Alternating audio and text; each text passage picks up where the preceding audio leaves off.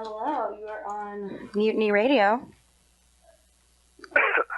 Hi. Did you just cough into the phone? What? Did you just cough? You're clearing your throat?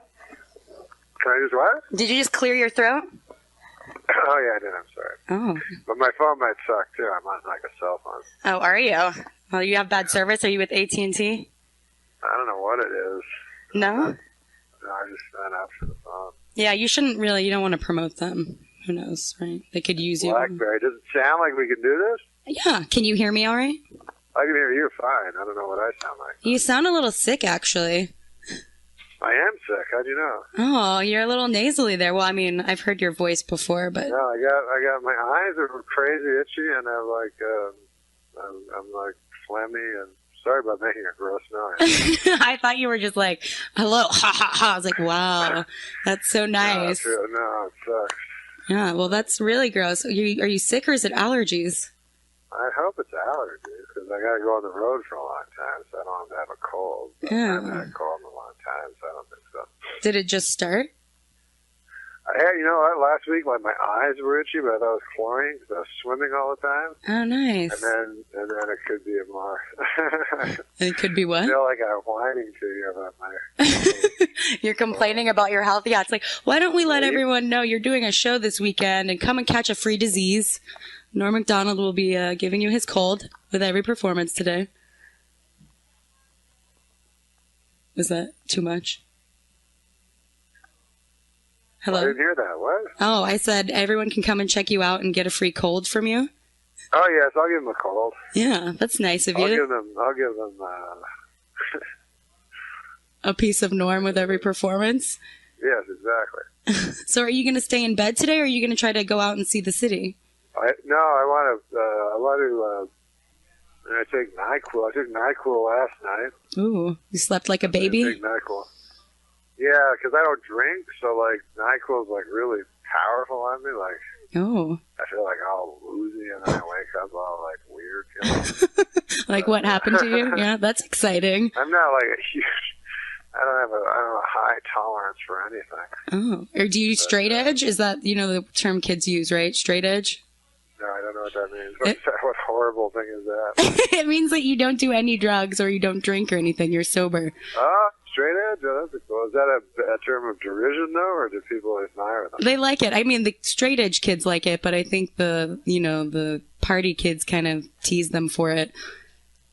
But is it the idea that straight edge is the new cool, or I think the dare people probably want it to be the new cool, but I think it just is like the D&D crowd are probably the ones that get the most credit for it. Well, nerdy people are cool now. Isn't you know that? It is, yeah, all the geek stuff. Would you consider yourself a nerd? No, I think they should, because nerds are getting all the women now. You know what I mean?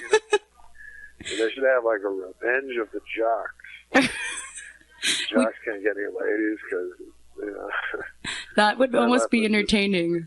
Yeah, the jocks are just left with like gnarly girls, but the nerds have all the classy, beautiful girls. Yeah. So. Well, I did just have a friend inform me that less attractive women actually do more things in the bedroom. They do what? They do more things in the bedroom, like they put out more. They do more stops. I'm getting a nod from someone in the cafe. Is this true? Would you agree? Well, I would say that in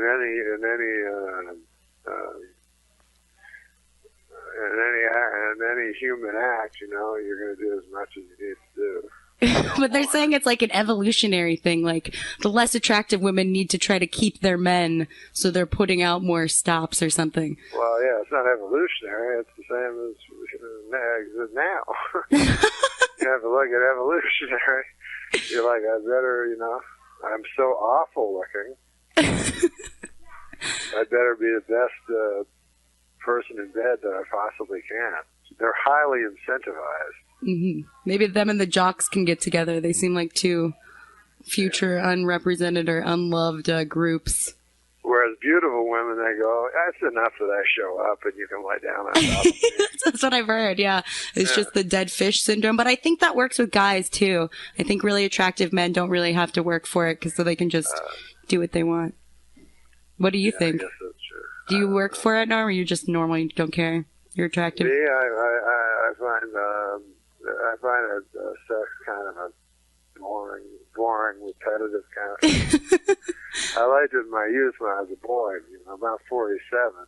Oh, I see. So you're over it now. That's all right, you know. You're no Hugh Hefner. You're not. I used to think, like to me, it's funny. Like people go, man, that guy's the coolest. I think he looks like an idiot. Like, you know, I wouldn't want to be a 100-year-old man walking around with 7 little young, beautiful girls. I feel like I'm an idiot. Like they're playing me for a sap. Yeah. Exactly. Like, how can you not see them? They're so creepy. It's just like the age difference. It's not weird when she's 7, or it's weird when she's 7 and you're, 30, but when you're 70 and she's 20, it's okay. Yeah, that's a good point. Never thought of that. Yeah, you're right. Well, you're doing a show this weekend. Unfortunately, I was going to pretend to let you know that I was ovulating, so I was gonna, let you know it's a good thing you're not here because I'm more attractive to you. You just can't resist it. But you're telling me you're not even attracted to anything right now. So that's a bummer on my part. I'm ovulating. Women a week before their period, they ovulate, so they give out more hormones. Our breasts get a little bit larger. Oh yeah. And men, unintentionally, you get more attracted to us. You can't really fight it. So I was just going to be like, you can't resist me right now. I'm ovulating. Get a whiff of what I'm, giving you. But you're telling me you don't even care. Well, one thing I'm telling you is I hate knowing all that stuff. Like, about women's things and stuff. I go, can't that be mysterious? Never, tell me. There's still things I don't know. Like, people bring it up. They go, no, don't you understand? And every month I'm like, no, it's cool, whatever. But you just don't want to know. Because, I have a vague understanding, sort of, that, the less I know, the more I enjoy it. I see. So I understand you're... Not thinking of it as in a biological way. Helps me. You would just prefer... I'm sorry, you just got joined. We have our other co-host. Meat Hook. Norm, we hung out last night. You're a badass. Oh, yeah. Did you hang out with him last night? Yeah, he was awesome. Let's talk about the show last night. It was awesome. The show was fun, man. Dude, it was rad. And you on Thursdays, I do a lot of stuff. I just talk a lot and see what comes up. It was awesome. He just kept, he was fucking with the people's heads at the end, and he just went on for an extra hour or so. Are you serious? Yeah, it was pretty amazing. We did a couple hours last night. I'm wandering around while I'm talking to you guys. Are you? Are you lost? Are you deranged? No, I'm lost. I'm not going to lie to you. Tell us where you are. We'll locate you. We'll find you. I don't know. Larkin and... Larkin? Just stay away from Market. You don't want to run into the homeless people. Stay away from Larkin? Fuck. How do I do this? Go towards the water. On my cell phone. The homeless people don't like to bathe, so as long as you stay near the water, you'll be fine. Water? Yeah. They fear cleanliness.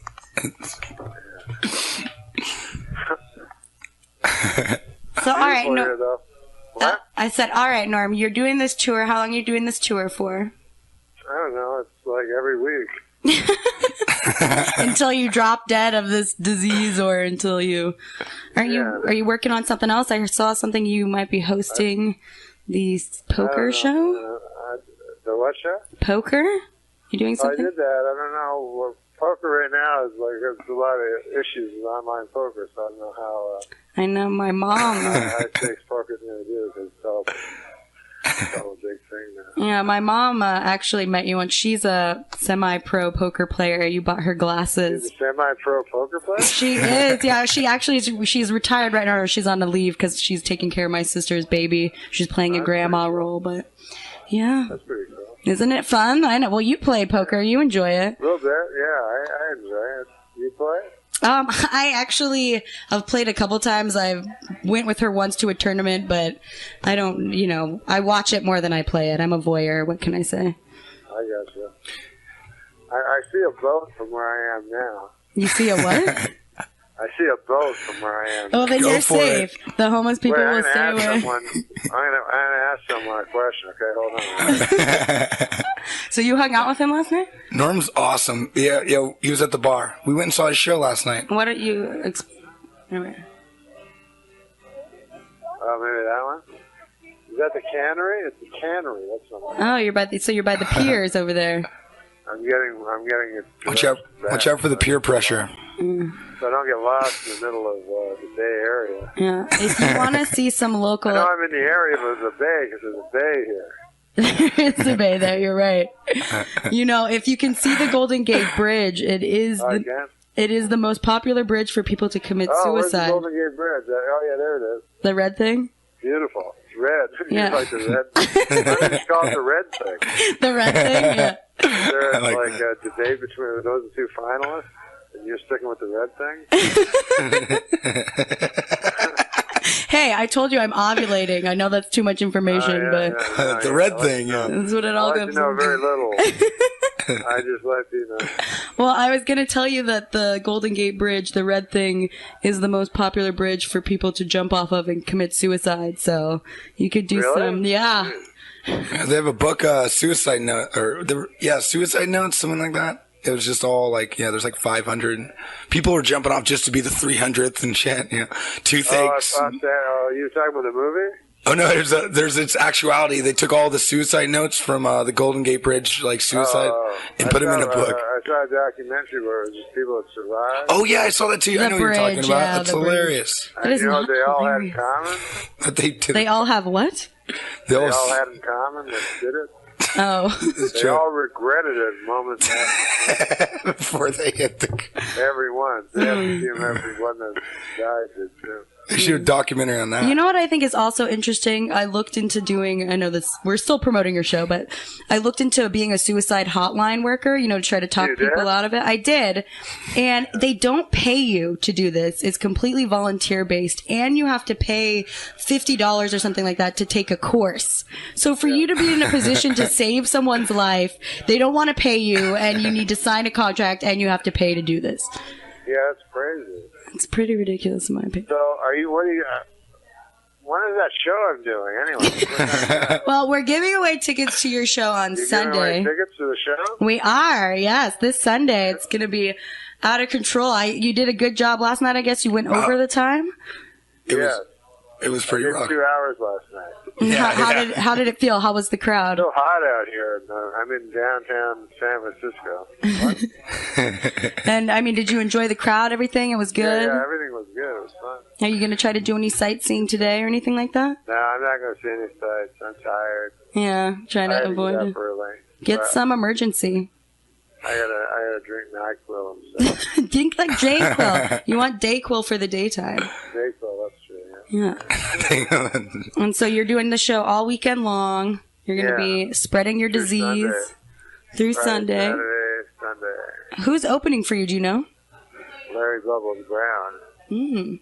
Yeah, a veteran of the Bay Area, the area around the Bay. Crazy Legs. Wasn't it from, what was the movie? Crazy Legs. Isn't that his name? I have no idea. Skinny Legs. Crazy Legs. Yeah, all right, moving on. I do also know that your birthday is coming up. I think it's on Monday, right? Oh, are you still... Hello? Yes. Hello? Is your birthday coming up on Monday, right? I lost it. Oh, no. Did you lose it? Did you not hear me? Check. Norm? Hello? Hey, Hello? Can you hear us? Don't stay away from the bridge. Don't go in the water. Don't go overboard. Avoid the seals. They bite. Oh, no. Can you hear us? I think we lost I him. think we lost.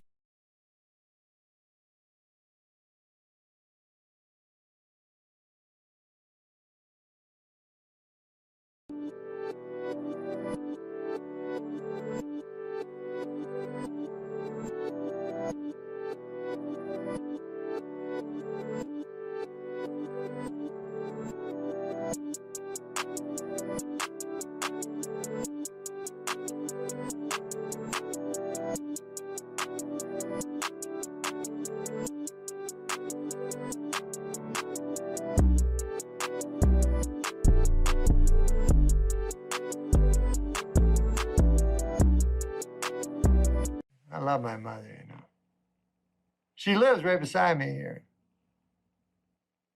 She's great. I don't think my mother has ever spoken a word that had any irony in it. You know what I mean? Like, she's just earnest. She's just happy. She knows how to love. She doesn't judge, you know. Oh, he definitely wanted to. I'm sorry, No, no, you go, Adam. I was just gonna say he definitely wanted to make the point. He loves his mom. That's what I was gonna say. That's a Because it was like a tearjerker part. moment where you just have this glimpse where he takes a pause and he's like, she's great. Yeah. Remember? Yeah, absolutely. Like she'll go sometimes to the grocery store and come back. The other day she did this. She come back, she said, oh man, funny thing happened in the grocery store. I said, what happened, Mom? She said, a woman came in and bought a grapefruit and it cost $1.69. And last week it cost $1.19. And then I said, well, that's not a story, let alone a funny story. I don't even think that would be considered a story. I think about that unconscious, subconscious thing, because I remember my buddy one time, he's in psychology, he went to college, this guy, and I love milk, right? So we were eating a meal one time, and so I take a drink of milk, and my friend goes, you know why you're drinking that milk, right, Norm? And I say to him, it's not because I like milk, I know that. Because I know this guy, you know. So he goes, no, it's not. He goes, the reason you're drinking that milk is because you miss sucking on your mother's breast. I'm like, ah. Now you guys don't know my mother. But she's wonderful. She's a saint. You know how people, say their mothers are saints? My mother is actually a saint. So, I mean, she hasn't performed 2 miracles, right? I guess she's not actually a saint, but she's much more saint-like than your fucking mother. That's what I'm saying. But there was a generation, like my mother's 85, there was a generation of women that you all know. Maybe it was your mother, maybe it was your grandmother. But they lived at a time, and I support you, me too, you too. More than anything, because, for the young girls, it's going to be fantastic. But no one like my mother will ever exist again. And it's just this generation of women that were so, selfless. And, my mother would be, the type of woman, at dinner time, everyone's eating, and she's in the kitchen. And everybody have a second, are you sure? And then, oh, but the turnips. And wanted to make sure everybody got, and then she would, whatever was left, she would make a little plate for herself, And that's what my mother was like. Still is like. She lives right beside me. Her eyes shine love. I've never heard her say a phrase that had any irony flecked in, She just been so happy, Like she'll come back to the grocery store, she'll go, Norm, the funniest thing happened at the store. I say, what happened, Mom? She says, there was a woman buying pineapple. It was $1.69 last week, and this week it was $1.19. I'm like, that's not a story, old bag. What the fuck? A story has to. I don't say that, but I would trade places with my mother in a second, because all she knows is love. How to love people. That's hard, man. That's hard. Anyways, I forgot why you brought that up. Oh, I remember. I don't want to suck her tits.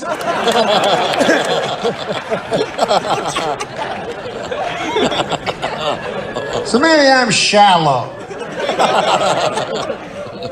I want to suck my mother's tits, all right? So anyways, I'm having this discussion with this guy at the fucking restaurant, and now, after he tells me this, the milk is still there. And what the fuck am I gonna do? Guzzle it? Milk, I can't just leave it there. It was the worst. Whatever. Oh, and then it came time to order our entrees. You know what this guy gets? 2 meatballs and a banana. I'm like, hey! Wait, wasn't even on the menu. Like he had to. What's good for the goose is, this is just absolutely. I read about that subconscious, unconscious. They said when you pick a president, this is an election year. This is kind of some word. Apropos. You ever say a word, you go, I hope this is what it means. Straight to the heart. I went a long time acting like I wasn't broken apart by you.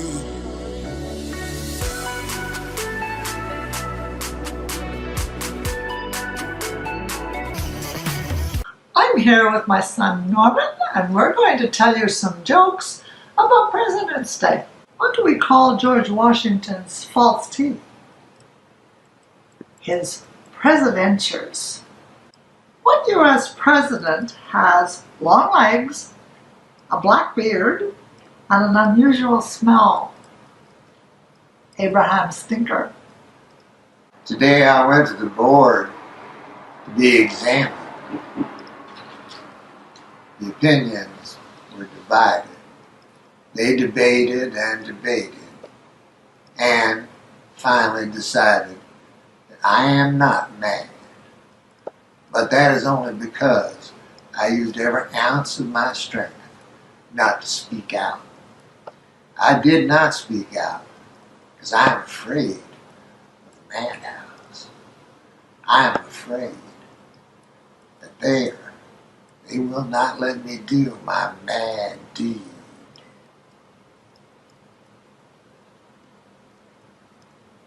What would George Washington be if he was alive today? Really, really old. How many of Trump's senior presidential aides do you need to make a light bulb? None. They're meant to keep him in the dark. They declared that I was prone to certain sorts of affectations and such, but that still, I was in my right mind. As for myself, I know that I am mad. What would you have if you crossed a vegetable with the first president? George Washington. The doctor prescribed me something and told me if I followed it strictly, that I would not be troubled anymore. Oh, what I would do not to be troubled anymore. It is too tormenting. But I will tell you in due order how I came to be examined, how I lost my mind, and why my madness betrayed me.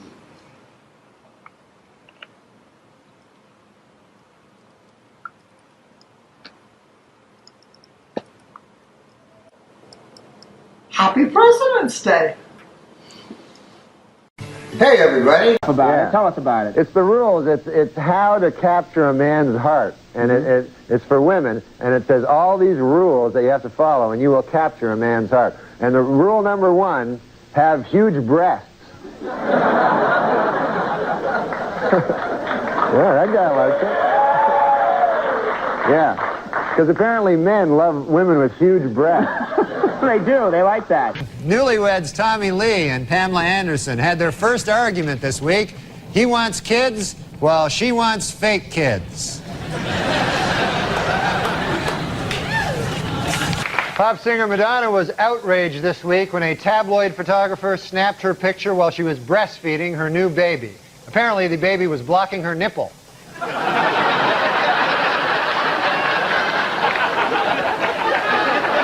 Connecticut legislatures are about to pass a law that would make it illegal to prohibit breastfeeding in public.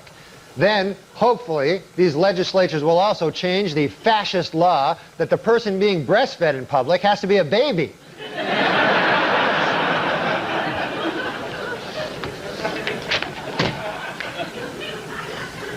Michael Jackson has reportedly stepped right into his new role as a dad, spending many hours a day with his newborn son, doing the changing, the burping, even the breastfeeding. So, it's nice when a fella does that. Asked recently what will set his new Batman film apart from its predecessors, Batman and Robin director Joel Schumacher said, quote, "In this one, all the costumes will have nipples."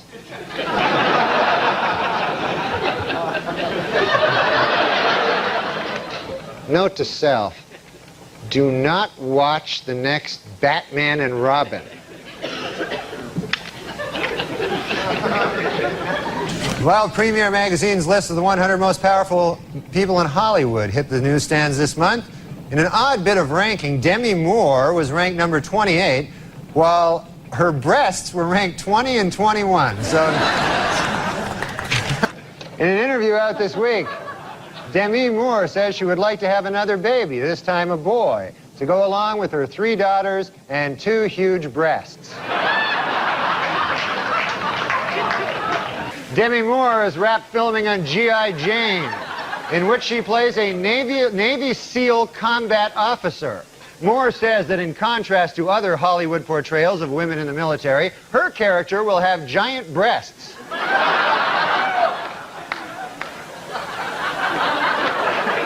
Actor Bruce Willis is filming his next movie, The Broadway Brawler, in Wilmington, Delaware. Meanwhile, his wife, Demi Moore, is taking a break from movie work, saying she wants to spend more time with her huge breasts.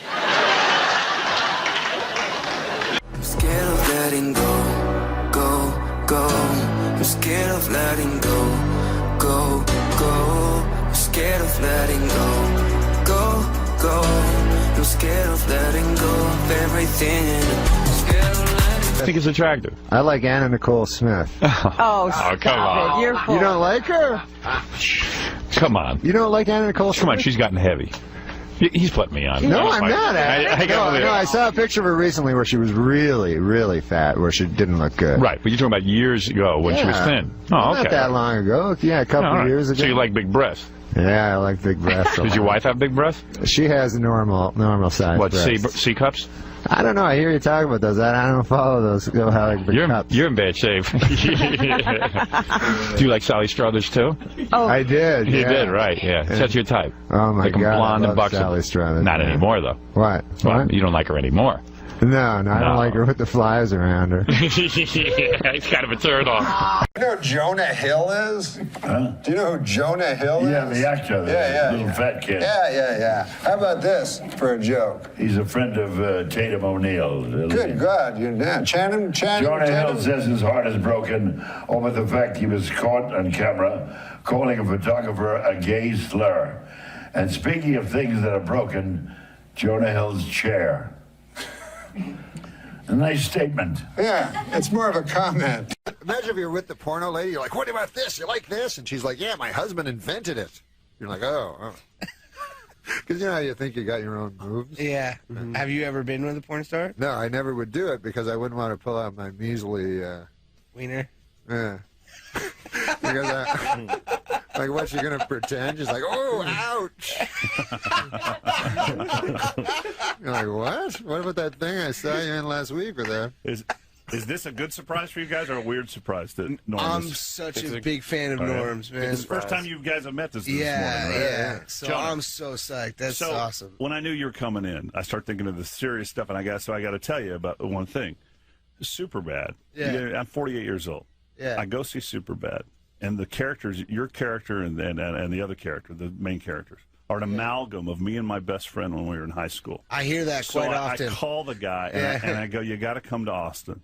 So he comes to Austin, and we go see it together and just laughed our asses off because of that was us. That was us in high school. Oh, that's that so whole nice. thing. So huge fan on that front now. You look good for 48, man. Thank you. Appreciate it. You got a guy who looks like Bruce Springsteen. You got a guy who looks like he's 25 and he's 48. How old do you think he is? Good-looking bunch around here. How old do you think he is? Good-looking city. How old do you think Bob is? I would say 34. Try 53. Yeah, well, that's how old Bruce Springsteen is. No, he's 60. Yeah, he's 60. Why'd you pick 30? Damn. No, I'm darkness on the edge of town. It's like he looks like Wilford Brimley. How old? 20? 20-year-old Wilford Brimley? 4 or 5 years old? You go way too much. What are you, one? 1 years old. Now, Bob saw the movie last night. Thank you for that compliment. I sincerely Man, I'm telling you what, Thank that movie, and I said that's like, I don't buy, you rent movies, you don't buy. That's the one movie I've saved, and I watch it over and cool, over. Man. Thank you. Bob saw the movie last night, man. and I loved it. And before you come in here, you saw Get Him to the Greek last night. Yeah, we would lie to you if it was. If I wouldn't have come. I would have called in sick today if it. Well, no. We would have told our listeners what we thought of it, like the first hour when you guys weren't up. And then we wouldn't have known. We would have lied and kissed your ass when you came in here. But he said I don't want to give anything away about it either, but there's so many surprises in that movie. Off the air this morning, I said, seriously, how was the movie? And I've seen the trailer. The trailer's hilarious. And he goes, but a lot of times the trailer's hilarious, the movie sucks ass. Right. He goes, I think our movie's better than our trailer. He goes, dude, I hate. It was laugh out loud funny. I hate people that you compare movies, say it's like this, it's like, but it's like it's all the best stuff you would expect from a Jonah Hill movie with a little bit of Spinal Tap mixed in, and it reminded me a little bit of Almost Famous, the sweetness, the sweet parts of that, because you play a character that's like Nick literally pitched it to me as like a dirty Almost Famous. You're teetering. you're one of those characters teetering on boyhood and manhood, right? Yeah. Like responsibilities versus being this kind of rock. Fan, and I loved it on that level too, of just of your character, of just being this guy that just doesn't know he wants to commit. He doesn't. He's facing all these things for the first time, but it's hysterical. You're going to see things in this movie that you've never seen on film before. I got to look at the rock star. Dagwood? No, the rock star. Aldous.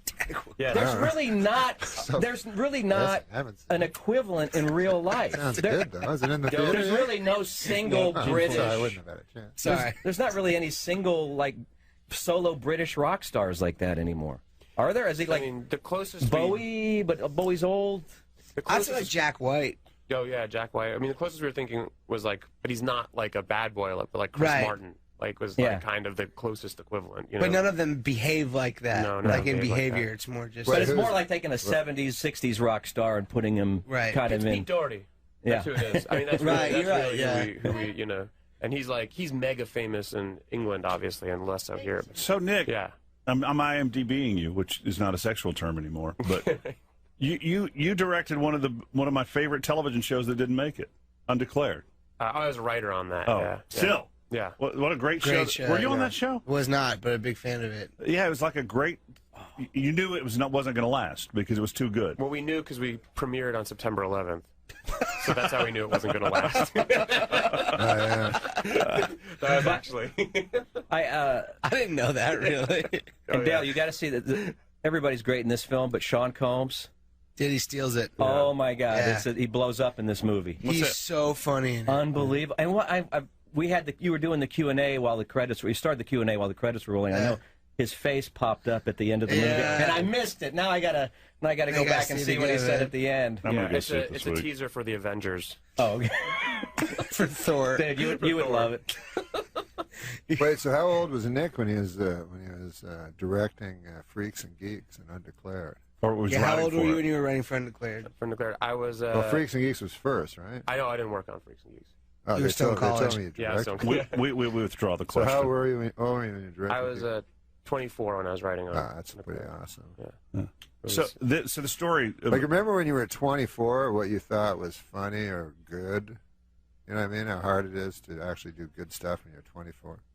I remember Judd telling me what was funny and good. I thought he would just tell you and you did it. Norm, I thought you were funny when I was 24. Oh no, you might think something was funny, but what you like I remember when I was starting comedy, I was like 25 or something like that. But Eddie Murphy was already a star, and he was 19. Yeah, 19. Wow. Yeah. And I was like, how can that guy be funny? Because I remember what I thought was funny when I was 19. It was all lame. Anyway.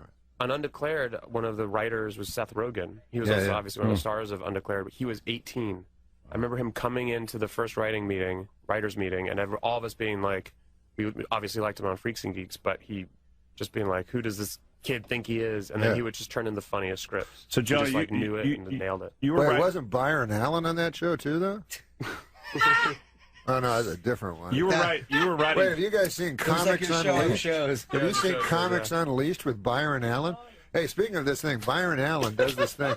You know how you guys do junkets, which is part of what you're kind of doing now? Yeah. But Byron Allen does this show where all he does is go on junkets. He goes to hotels, you know? And he interviews guys like everybody else does at the junkets, you know? Because they bring the stars, like they bring Joan and Nick in, and then 40 guys that ask him questions.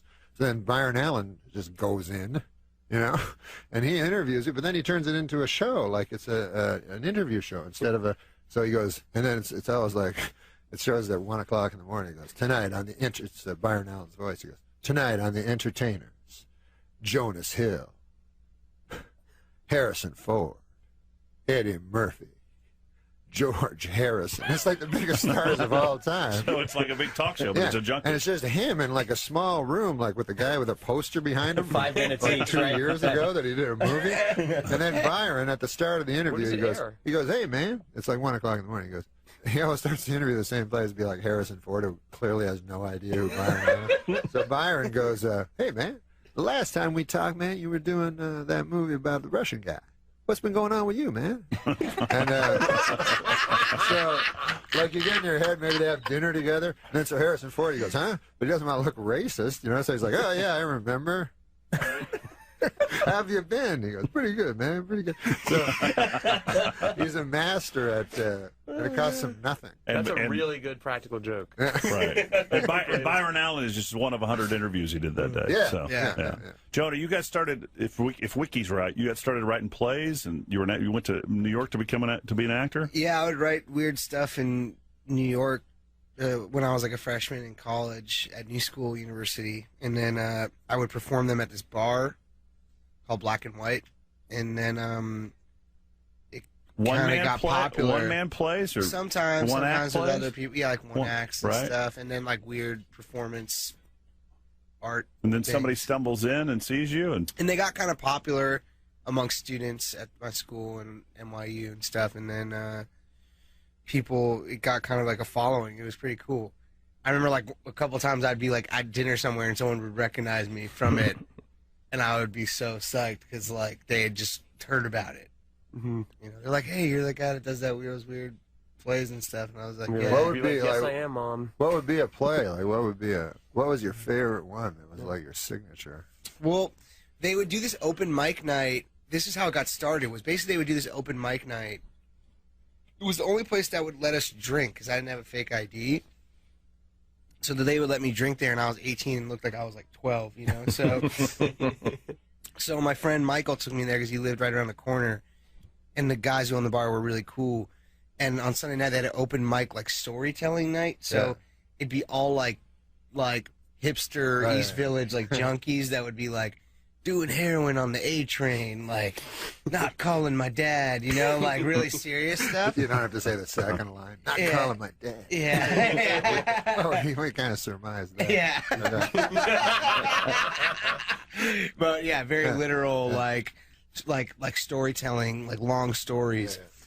And I was like, man, I should just write like a fake one. Oh, yeah. So I started writing fake ones that people thought were serious, and then like my friends knew it was I was lying. So like there was this one, the first one I wrote, that was probably my favorite because it was the first time I'd ever performed. And so I wrote this one about my dad having an affair with his Native American secretary. And then how I learned about Native American culture through this new woman who was like my surrogate mom, and like I want to read that. It was so weird, and everyone was just silent. It was like so serious, like there were no jokes in it or anything. Friends laugh? My friends thought it was probably the funniest thing I've ever done because it was like no one knew I was joking. You know? Was this poetry? It was more like story, like important stuff. Yeah, like a 5-minute story. Like people would write like short story, reading their short stories or whatnot. Like sometimes they'll do one-man play. Like, you know how people think their life's interesting? So I said one-man play. It was an hour and a half. So if I think of my life, like I couldn't cobble together an hour and a half of interesting. No, it wasn't one of those things where I was like, it was 1968, Brooklyn. No, I'm sitting over there. The Bombers are doing great this season. No, the funny thing is when they say they have a big dramatic moment in the one-act play, but it's just something that happened to everyone, you know. And then they're like, and that's when I found out my mother had breast cancer. And then it blacks out. You're like, what? And that happened to everyone in the world? You're supposed to be all dramatic. We have a gentleman that. Never heckle mind. him? No, we have a gentleman who does. When I was on Saturday We've Night, had a guest, when I was a one-act play guy that comes in. Used to come in a lot. All right. But one-act plays are great. Like when If they're good, if yeah. they're good, like not one-man plays, one act. Well, no, this is a one-act one-man plays. show guy. yeah. One act Yeah. plays. Yeah. Story. One act, one man They're my play. favorite. All right, we're They're gonna great. let's You do break. that? Have you ever done that in your acting career? That's how I started. Then I started writing one-act plays. Real one. Yeah. Oh, that's cool. Yeah. You guys know how I find this interesting? No, we do. It's just there's 1, 2, 3, 4, 5, 6, 7, 8 open mics right now. And I just don't know if we're making the Universal people Yeah, happy. and let's right? make sure that we're plugging the movie. Get them to the great. Can we take a break? Come back. And it opens today. Is that right? Would you June 4th. And June would you guys be up to taking some phone calls from our fine listeners? Yeah. Yeah. Yeah. All right. Cool. If you guys have any questions for Jonah or Nick or hell, Michael Macdonald. Who else is in here? Wasn't he a singer? Wasn't he a rock singer? I was just. I know it's Norm. I know it's the Norm. Doobie Brothers? Right, but we don't my mind. We don't need to hear your filth. 973-8300 if you want to call in. We'll be back in a minute. Dudley and Bob Show. All right, we might get a couple of calls in for Jonah if you want. Jonah Hill of Get Him to the Geek. Get Him to the Greek. Sorry, y'all cut me a break. I was just talking about the geeks in Superbad.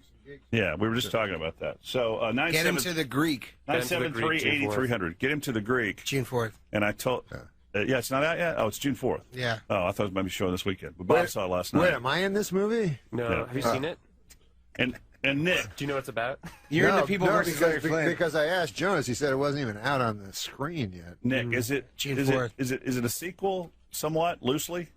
I would say it's a spin-off, but it's pretty different. There's not. I heard it was a sequel to Weird Science. That's your source is incorrect. Oh, okay, I'm sorry. I don't know. You should get a new I just know source. what I hear on the street. To Saving Sarah Marshall. Forgetting. You don't know the titles of any of the movies. I loved you in Super Good too, by the way. Yeah.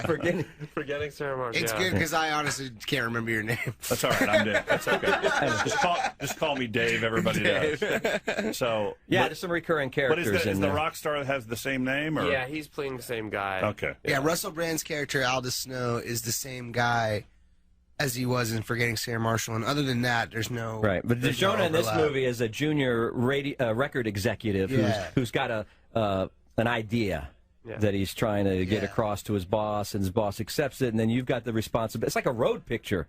You got the responsibility of getting this rock star. It's kind of like a this dirty, has-been. almost famous. He's not is really a good- has-been, but he's had rough times. I would say it's kind of like a mix between Almost Famous and Midnight Run. Yeah. Now, is it like like it's like a road movie with one guy escorting, a normal guy escorting, right? A really crazy, messed up guy. A little bit of and Trainspotting. And The Last Detail, if you've ever seen that. You know, we watched The Last Detail. Like I watched it like every day before we started Superbad. I thought that was like one of my main references for Superbad. Yeah, because it's like three guys like out getting like hammered and like I want crazy. I want to ask you that when you're doing Were you Randy Quaid? I was Randy Quaid, obviously. Yeah, I watched Sid and Nancy before getting to the Greek. I'm not kidding. That was my. I watched my favorite year in Midnight Run and I just saw My Favorite Year a few weeks ago. It was My good. Favorite Year was so good. I was watching this hardcore. How do you know when you're porn. shooting a What? comedy like this that you got that you're getting it right when you're filming it? I mean that you hope and pray you're getting it right. You don't because really you know there's not an audience there laughing. And I always wondered you shoot several different takes and different ways. You we know, shoot every tone possible in each scene. I'm getting that signal from the publicist. It's time to wrap up. That you guys have to go somewhere else. Well, let's take a phone call before we leave because that was rude because we said we were going to. The only phone call I have wants to ask Norm a question. Okay, great. Well, I was just trying to be respectful. No, you're very fun. Listen, know. I'm a big fan. Well, it's I kind of crazy in here today. I wished I had about 1 million questions for you. Oh man, well, no. I wish I had questions for you. Listen, I wish I knew the names of your films. No. I said I have 1 million questions for you. I wish we had more time. Did I say I wish we had more questions? Yeah. I know what you meant. It's okay. June 4th, get him to the Greek. Austin's the best town ever, and I'm not BSing. It is the coolest place on earth. I love this city. It's so cool. Yeah. All right, guys. Thank you very much. Well, are you thanks so much for staying, having Norm, us. or are you going? I got a phone call. Oh, you're staying for your phone call. My apologies that. Yeah, great to meet Thanks. you. It was a great meeting, Yeah. man, really. Thank you guys for having us. No, well, Yeah, thanks very for much. coming in, guys. Get them to the Greek starting June 4th. Thank you. Well, thanks. Appreciate it. Hey, man. Yeah, Much I'll success. go I see think the it's going to movie, be really man. well. Bye. Nick, See you thank around. you. Of course, thank you for Thanks. Thank you guys so See you in much. LA, man. Take care, everybody. Thank you. Yeah. Thank you See so you, man. much. Thanks, Jonah. Bye. Say It's weird to say goodbye in the middle of the break, but say goodbye bye. to Matt. Yeah, definitely will. See ya. Probably got to go do TV somewhere. Yeah, normally they go to the TV stations. Oh, do they? Yeah, do the noon You shows. want to take your call, and the- Norm? Yeah, let's Yeah, let's take your call. Let's go to the phones. There's no calls coming in. What? We even lost my caller? What? No, your call's here. What's your call? What's your question? Hey, Norm. What? Big fan. Oh, You're talking about your TV shows. I heard the Norm show's coming out on DVD. I was just wondering if you did any commentaries or special features for that. Yeah, it is coming out on TV. It's coming out on, what do you call it? DVD. Yeah, Those it is small, coming out on DVD. They're like laser discs, But I don't make any money. smaller. I don't make any You don't? money. Really? But they said, we'll give you money to come and comment on it. So I went in a room and they played the shows, and I just talked. But I found I was talking to this other guy, and I found I wasn't watching the show at all. I was just talking. I think it might actually be worth getting it just at for first that. you're commenting, you're like, that's interesting. That guy was cast at the last second. And then you realize in your mind, you go, no one cares about any of this. So then I just started going, hey, look, a coffee cup. But there wasn't a coffee cup that you'd be watching, but there was a coffee cup in the studio. Did you remember the episodes as you were commenting? Did you remember the shooting or anything behind them? No, I just, No. I don't remember much. They pay I you, just, what? They pay you well for commenting? Not much, no. No. But it was just a day's work of going and looking at myself. And talking Should we what? just steal the Yeah. DVDs, Norm? What? Should we just steal them then? Yeah. No, well, listen, I'm not going to say straight out on the radio that you should commit a crime. You know? Want me to say it for you? What? That you should That you commit should a go crime? steal them? No, I wasn't thinking of that crime. Oh, just any other crime? Yeah, listen, man. Are you into bank heists? No. Ah, shoot, man. I'm looking for a getaway guy. It's the easiest job in the bank house, in the bank heist. The wheelman? Ah, that guy, man, he's the easiest. He just sits in the car while we all have to go into a bank with guns. Guy's just sitting in the car. Yeah, but he's the guy with the cop is always, tapping on the window going, hey, move it along. This is Well, no parking that's zone. just in movies, man. That's just in movies. In real life, the guy's just parked in front of the ATM, and then you run out. There's gunfire going all around your head. All Then you you gotta can't do get is the step door on it. open. You come on, Frank. And he's like, I told you guys, I'm not good with guns. And you're like, gun it, hit it. Pedal to the metal. Yeah, well, like he wouldn't know that. That's his one thing. Like, drive You fast. swear you've never had an acid flashback? No, I've never had it. No, I never took acid. That was just a joke. I never took LSD. Took it one time. What happened? I was at a Paul McCartney concert in Dallas because Paul McCartney just that says acid when you hear Paul McCartney music, like songs like "Let 'Em In," and I was on a bus with the listeners, and this woman walked up to me. She goes, "Stick out your tongue," and I went like this, and she put this piece of paper on my tongue, without knowing. and I didn't know anything was going on. And then Did she tell you? No, yeah, she right after she put it So on you my didn't know tongue. you were going- you She didn't think goes, you were going insane. You just took acid. Wow. And then later in the tunnel of Texas Stadium, there was a woman holding a box of Starbursts, and I also had a box of Starbursts, and something in my head told me that those must also be my Starbursts. So I went up to a strange woman and said, "Those are my Starbursts." Wow. Like a crazy person. And then it lasted till like 5 o'clock in the morning. Yeah, it and lasts really wallpaper was running down, and I had to call my I'll girlfriend. be honest with you. I did it one time. Well, why'd you lie? Well, because I don't want people to think I did LSD, but I did it one time, and so I laid down on my bed. I was just a young boy, and I looked up, and there was a hanging plant for some reason in my room. No, there wasn't. And in the plant came the face of Jesus. The countenance of our Lord and Savior, Jesus, the pale Nazarene, suddenly showed up in my hanging plant.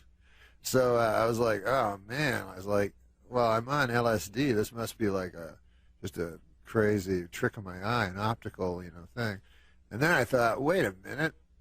What if it's just a coincidence that I'm on LSD and Jesus is showing up? That would be bad luck for me. You know what I mean?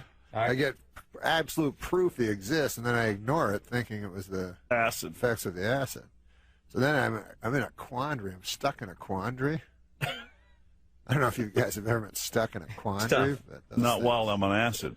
So, anyways, my quandary was it fixed itself because suddenly the face of Jesus morphed into the face of Trapper John M.D. You know that guy? Yeah. Oh, yeah.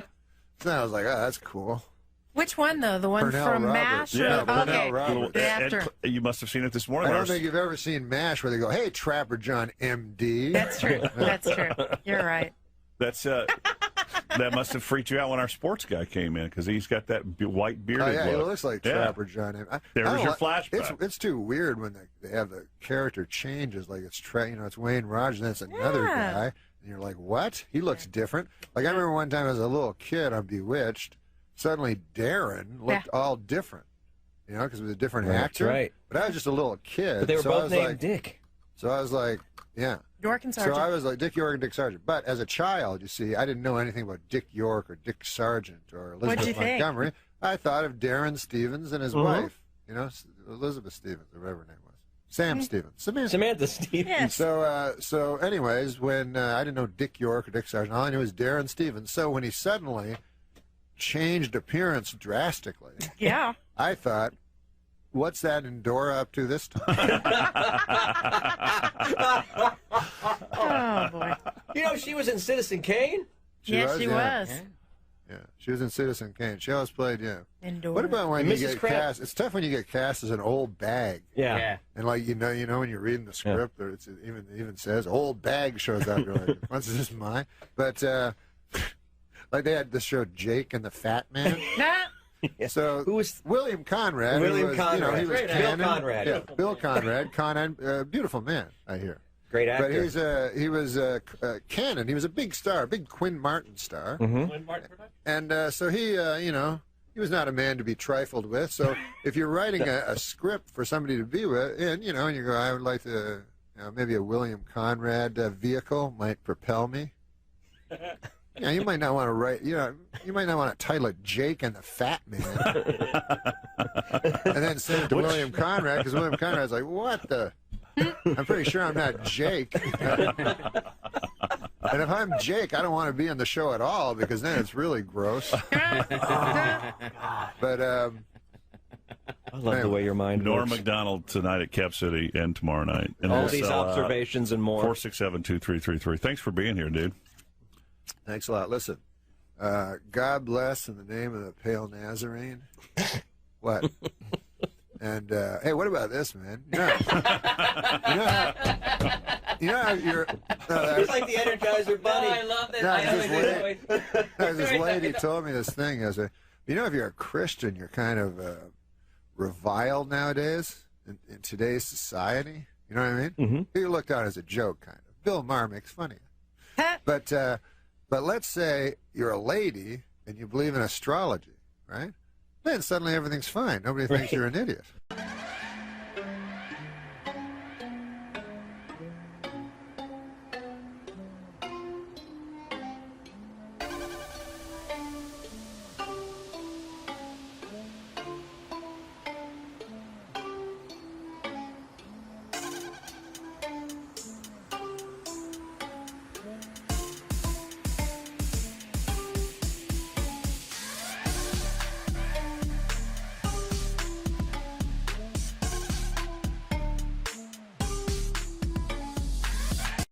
Now let's look at it for $1 million, okay? This question, can you believe it? Maybe $1 million. Yeah. Gonna be yours. Here it comes for the kids. Oh, for the kids. For the kids. During the Cold War, the U.S. government built a bunker to house Congress under what golf resort? The Breakers, the Greenbrier, Pinehurst, the Broadmoor.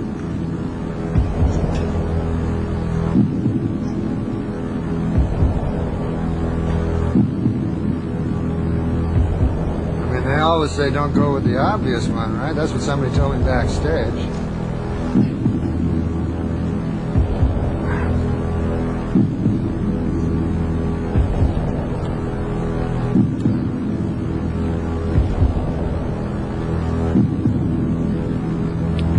See, here's the problem. Let's say I lose all that money, and it gets back to Paul Newman. That's going to be a problem. I look like a... You'd lose $468,000. I wouldn't lose it. The children. Of course, the children would lose it, but you would lose it for the children. You don't want to do that, do you? I don't know, man. It's... You got a little gambling streak in you, don't you? You want to see if you could beat the game, don't you? You want to win $1 million, don't you? Well,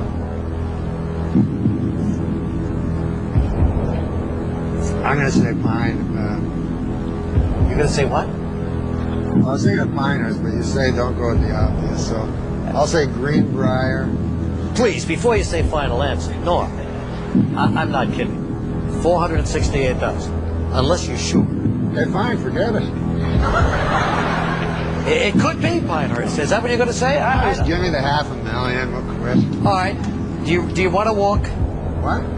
Do you? I have to find out if you want to walk away. Well, no, I was going to answer a question. What are you talking about? I quit. It's too much for me. I can't stand it. What do you want to do, baby? Tell me what you want to do. What?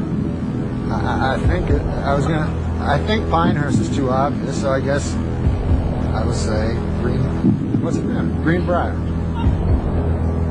What are you making that face for? Forget it. I'm scared to death. Okay, give me that. Forget it. I'll just give it $500,000. All right. What do you think? Take a guess. I have no idea. I said my guesses. I guess I was wrong. It must be one of those. Did you say Greenbrier? I said, yeah. Yeah, you would have won $1 million, but... 500,000. Come on, be happy. You were great, Norm. You were just terrific. Yeah, you were fabulous. I'm not kidding you. And that's it for the second edition of Celebrity Millionaire. Here's the other thing. On the Millionaire Show, one night, Norm Macdonald, our friend Norm Macdonald, and star of the show Norm, was on the Millionaire Show, and Norm is, he comes on and he just behaves like a nitwit. Well, it turns out he's some sort of like genius nitwit, because he runs the damn board on the Millionaire Show, and they get right up to the $1 million question, and Norm says, I think A, and Regis says, are you sure, Norm? And Norm says, yeah, I'm sure. And Regis says, well, it's a lot of money. Think it over. Take your time. You want to reconsider? And then Norm says, oh, what are you driving at, Regis? Maybe I got the wrong answer. You're telling me I got the wrong answer? Right? So now Regis makes Norm start to sweat. Right. He's about to go home with $1 million. Regis talks him into changing his answer. And what happened? He was wrong. Oh, you're kidding. He was wrong. Regis threw him off. That's right. Is that legal? Yeah, and so he walks out of there with a gift certificate from the Gap. That's not, I don't think that's legal. How can you do such a thing?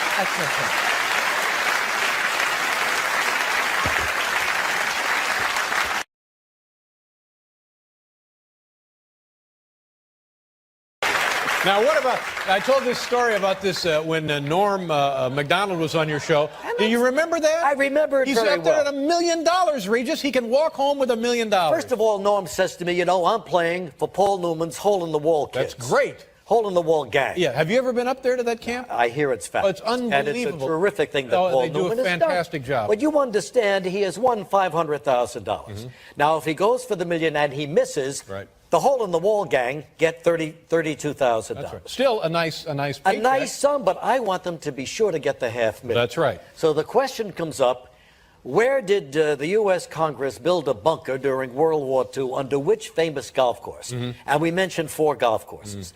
And Norm is vacillating between Piedmont and another one, and he can't make up his mind, and he's going back and forth. And I was saying to him, Norm, if you really don't know, because he's saying, I'm playing for the kids. That's right. Don't you want me to win for the kids? Right. If I lose, you're to blame. You got to face those kids one day. Right. All of a sudden, I'm against the kids. Well, that's what it looks like. So I said to Norm, be smart. Take the 500. Be careful. But if you really don't know the answer, take the 500. Take the 500. Right. And that's exactly what he did. I see. Okay?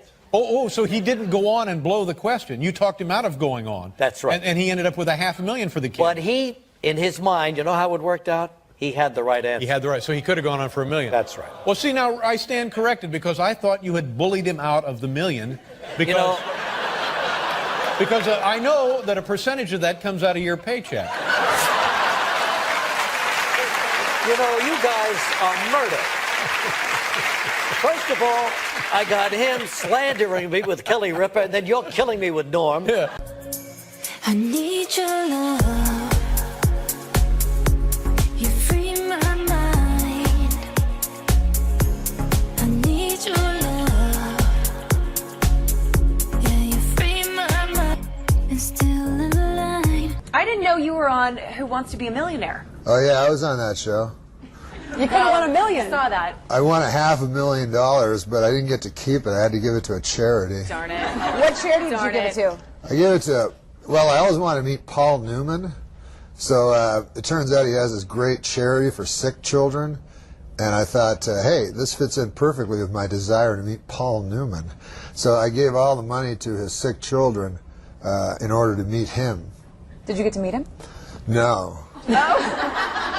He sent me a letter, but then I felt guilty, like that I'd given all this money to sick children only to meet Paul Newman. So I talked it over with my Lord, and I decided it was a venal thing I had done. Well, you had good intentions, and maybe because No, I had bad intentions, but I ended up with good action. I had good result. I had a good result, and then I didn't pay off on my bad intention, so it turned out it was all right. Remember, what are some of your Regis memories? Well, one time I was on his other show, Who Wants to Be a Millionaire, and it was Celebrity Who Wants to Be a Millionaire, so the questions are a little easier. Yeah, you won. I heard they didn't give you the money. Yeah. No, they give it to a charity. They don't tell you. That's No, they give it to sick children. Oh, that's nice. Yeah, that's nice. They need, they need money too. Are you drunk? One more thing about my impression of you that I just recalled. What? I had a chance to meet Johnny Carson because of that impression. Sudden thought: when did sugar diabetes become plain old diabetes? How so? Because Johnny Carson phoned me and he said he loves Larry King and every day he reads the News and Views, which was the impression I did, was your News and Views in USA Today. So I had a chance to meet Johnny Carson, which I didn't take. Why? He would tell me stories, he could tell me stories about everybody, that existed ever in life in show business, and then I'd have to go, did you ever meet Chris Kattan? I wouldn't have anything to give back. But he wanted to meet Norm. You missed the. I should have done it. You're weird, Norm. I met guys though. I did an impression of you on Saturday Night Live. Your King's Things, bulletin points, and so I did a parody of that on SNL, and I only had to slightly magnify it. This is News and Views. Here's my 2 cents, gang. If you only see one film the rest of your life, it should be Mickey Blue Eyes. I get a call from Johnny Carson, and he wants to meet with me at his office. So I go to his office, it's just me and him.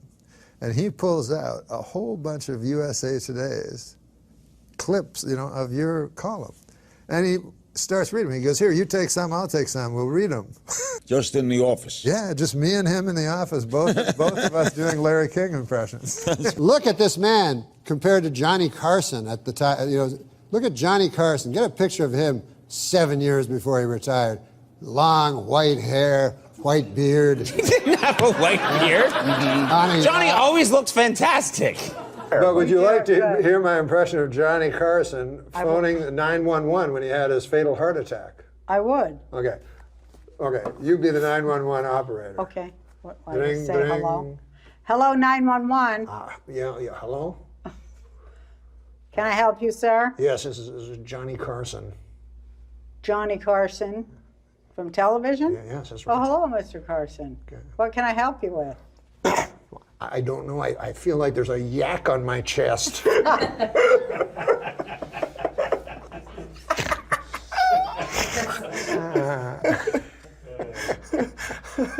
did have a lot of yak jokes, Got a lot of didn't yak you?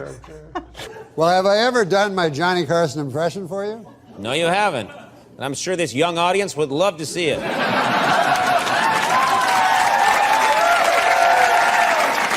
You can play along. You can be the 911 operator. This is Johnny Carson when he was having his heart attack. You be the 911 operator. Yeah, okay. Say hello. Hello. Hello. This is Johnny Carson. Oh, Mr. Carson, how can I help you? I feel like there's a yak on my chest. Do you want to hear my impression of the That's going to be you if you don't lose weight. Do you want to hear my impression of the 9/11 call from Johnny Carson? 911 call. Yeah, I'm sorry. Yeah. But 9/11 was a national tragedy. Yes, it was. Why'd you laugh at that? You said it. Johnny Carson died Worse. 80 years old. Okay, Johnny Carson died at 80 years old. Would you like to hear my impression?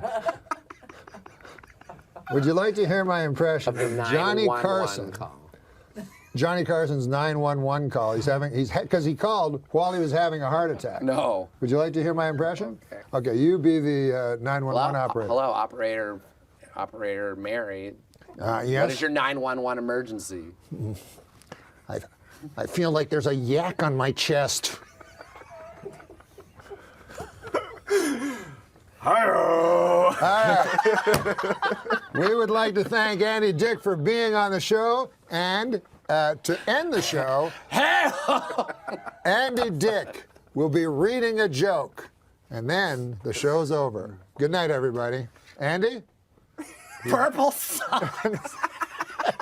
Oh, can I do a Karnak? I was trying to. Can I do a Karnak? Yeah.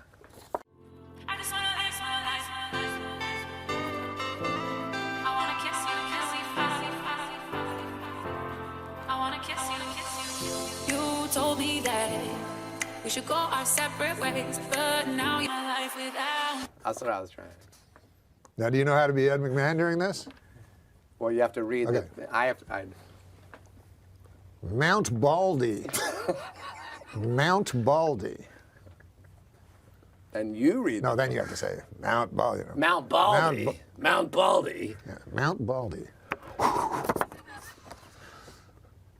What did Yul Brynner's wife do on their wedding night? Too long. Shit about Oosthuizen. That's a good point. Oosthuizen is 72 back. I'm sorry, who is this? How long have you been there? A long time. Well, who cares about? Oh, look at that butt. He missed it. Jeff Martin likes Oosthuizen. Well, Cabrera's doing well. You're a man, Super Dave. I love that, except he almost knocked the leaf off. Did you see that? No. He was in the crap area, and he was. Haven't you been watching the Masters? Yeah, he what couldn't. Are you watching? We watched. He couldn't quite take a full swing. Oh, you mean he couldn't? No, but they said if he knocked the leaf off, it was a penalty. Oh, really? he was in the area there. Oh, you said that, It's a penalty if you knock a leaf off. Wow. What kind of a stupid game is this? Wow, I didn't know that. Chad Drew knew that. I didn't know there was a penalty for knocking Chad a leaf didn't off. know that. It's technically improving. That. Knocking a leaf off would be the same thing as breaking the whole Oh, branch. you mean knocking a leaf off in the practice? Yeah, that's what. No. If he had knocked the leaf off in the regular swing. Oh, is that true? The leaf hits there's Ulfhosen or whatever his name is missing a butt. But if who is this guy right here? That's Thorbjorn Olsen. What is his name? Thorbjorn Olsen. You think Freddie still has a chance if he goes into the clubhouse even? No, I think there's people under par. In Uphill the battle. I think Mickelson's out. He's like 15 over. Freddie, I don't think he's going to head to the practice range. What happened to the 14-year-old? Where is he? He shot 75, so he did better than yesterday. Boy, is he unbelievable. Is that something? 75. That is just unbelievable. 14 years old, 145 pounds. People don't understand that. People don't understand that. They say he's 145 pounds, just soaking, glistening wet. Well, I don't think we have to get into that. That's what they say. We're not, I mean, what do you think this is going to the coach at look at Tiger. We can't quote Jim Nantz? Okay. No, not Jim Nantz. You're getting into the football coach. Sandusky. Yeah, you're getting into Sandusky. Who gives a shit how much he is soaking wet? Jeff Martin. Hey, who's this? Look at this. This is Brad Snedeker. I know the Snedeker needs this shot. If boy. Snedeker He can needs get this. up and down, I bet he picks up a stroke. This is where Oosthuizen What last a year. beautiful shot by Snedeker. What a beautiful shot by the Schned. And Snedeker could pull to within one. Good. I'll tell you what they said, though, is the guy that's working him is tired. The puppeteer. Oh. Super Dave, serious question. I know you're rooting for Cabrera, but would you rather have Cabrera win in a walk or an exciting finish with someone else You winning? know what? I just love his life and what he's accomplished and what he did coming from, really poverty, unbelievable. I'm just so rooting for him. All these other people, they're brilliant golfers, but a lot of them are privileged. I just love Cabrera's story. And I love the story of Tiger and Nealon. Tiger and Nealon's a great story, too. Isn't that a great story? Doesn't that bring tears to your ass? Well, Cabrera will try to save par. He has only one bogey on the day. Have you been doing this all day again? You know what's interesting? I went to my phone, I watched 2 minutes of the podcast, and you were eating on camera. Your mouth was filled with food like a chipmunk. The And you were talking on your phone, talking, wherever you but are. you were talking with food in your mouth. Oh, he's going to miss it. Oh, he missed it. Cabrera will save for bogey. But yes, we are available on apps and so But forth. why were you talking with food in your mouth? If you have a cellular phone, just Why are you the host of a show with food in your mouth? I've never seen that before. You've seen it here first, folks. There's Day. Look at that. Oh, my God. You don't think there's planes overhead? Jason Day is on the green. This guy kind of, doesn't he bore you a little, Adam Scott? Yes, he bores a me little bit, greatly. yeah, a little But Brad Snedeker has never looked afraid. I mean, this final pairing, this final pairing has shown no nerves That at was all. an exciting shot from a boring man, though. If he makes that, that'll be nice. Norm? Yes. Why are you speaking in that kind of tone, like an announcer? I'm not speaking like, well, I am an No, you are, but you're talking like you're speaking over the crowd. There's no crowd. Okay, come on now. Oh, he missed it. Schnedelman missed it. The Schnedel missed it. Snedeker, He had the a best chance. player on tour. He had a chance and he missed it. Oh my goodness! Oh. And he's two back. A golden opportunity to pick up a stroke. He could have picked up a stroke and he missed it. Or is he three back? Two, because Two Cabrera bogeyed as This well. guy could win it. Bo Van Pelt. This is hard to believe. He's only two over. I think he'll hit a good shot. No. Not bad. Look, he's happy. Does Super Dave want to hear a golf joke? Super Dave, Chad Drew has a golf joke for you. It's great. Your phone's starting to break up again. This is why I didn't want to call today or be called. Your phone's breaking up again. Chad Drew has a golf joke for you. He can hear you, not me. Are you ready? What? Yes. Thank you. An elderly golfer is talking to his seriously ill wife. If I die, she asks, would you remarry? Maybe, he allows. Would you golf with her? She continues. I might, he says. What about my golf clubs? She persists. Would you let her use them? The man thinks for a moment, then says, there'd be no point. She's left-handed. He already has a wife. Guy meets a woman on the golf course, and they start playing, and he can't believe it. She gets the piss out of the ball. She plays fast. They go home after the round. She cooks them the best dinner they've ever had, and then he wants to kiss her. She says, "No, not so fast. I'm not jumping in bed with this." So this goes on and on. 2 weeks they play golf every day. All of a sudden, one night after dinner, he says, "Look, we're either going to take this another step or I'm through."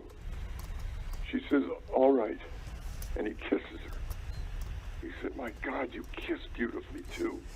Let's go to bed." She says, "There's something I have to tell you." He said, "What?" She says, "I'm a man." He said, "And you played from the fucking Red Keys?"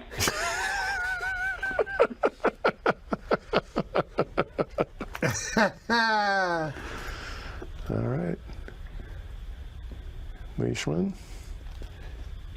Who's this? Is this the Leisher? It's He made Leishman. it. He made it. Well done.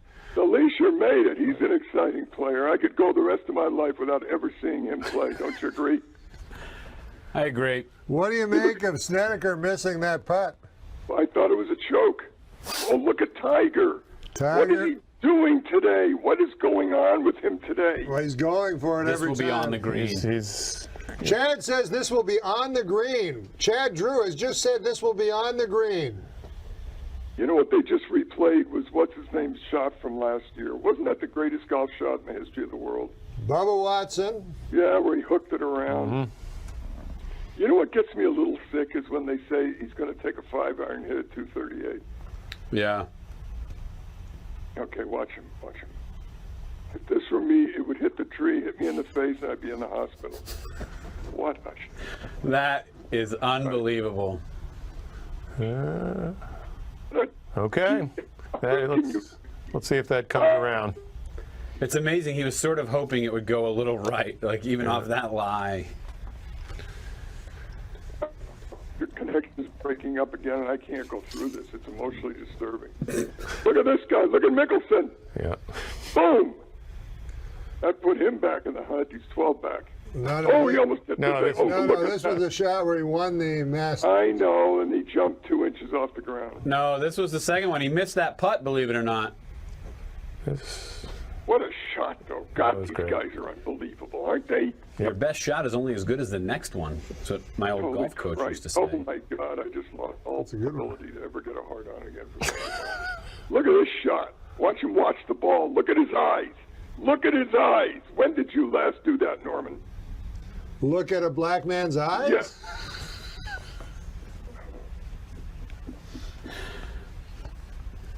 Beautiful, beautiful. You know what? That was so weak. That was just so weak, wasn't it? When you go home tonight and think about that tonight, aren't you going to say, Jesus Christ, that was weak?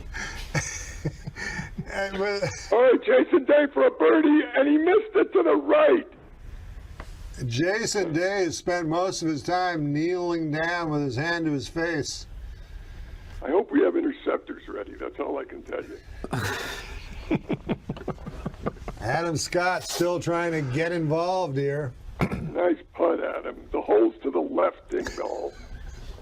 Jesus Christ. Wouldn't it be great if he pulled that glove out and it was a long white glove like Michael Jackson? Here's the Schnedman after missing that putt. Long par 4.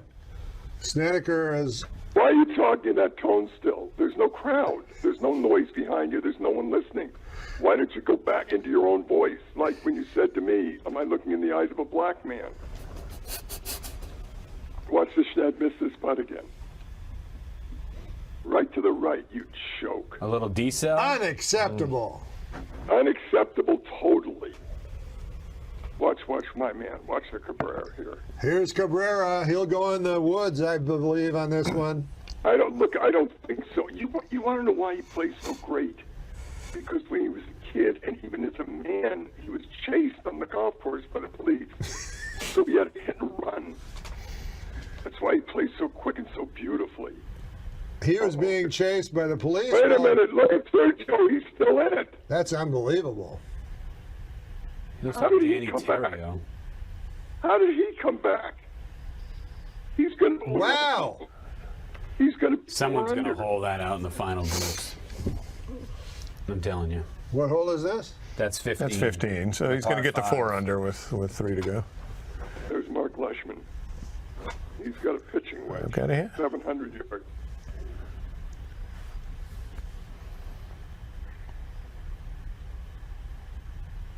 Well, I just got a text from Lori Joe saying that it's a lot more entertaining with Super Dave. I love Lori Joe. I can't believe she has listened to this whole thing.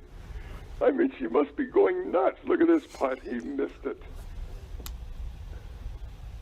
Who's that guy again? Olsen, York, and Morgan. What's his name? Thorbjorn. And they call him what? The Black Bear?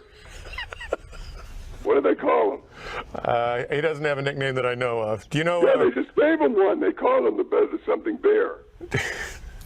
Hey, I played this hole, and if you guys could play this course, the back nine, the first time you play it, it's just unbelievable. You can't hold the ball on the green. I can't. Watch this. Watch this. It's inappropriate to ask him how he got on there. What a garbage shot that was. See, he can't come back now. It's over with after the putt.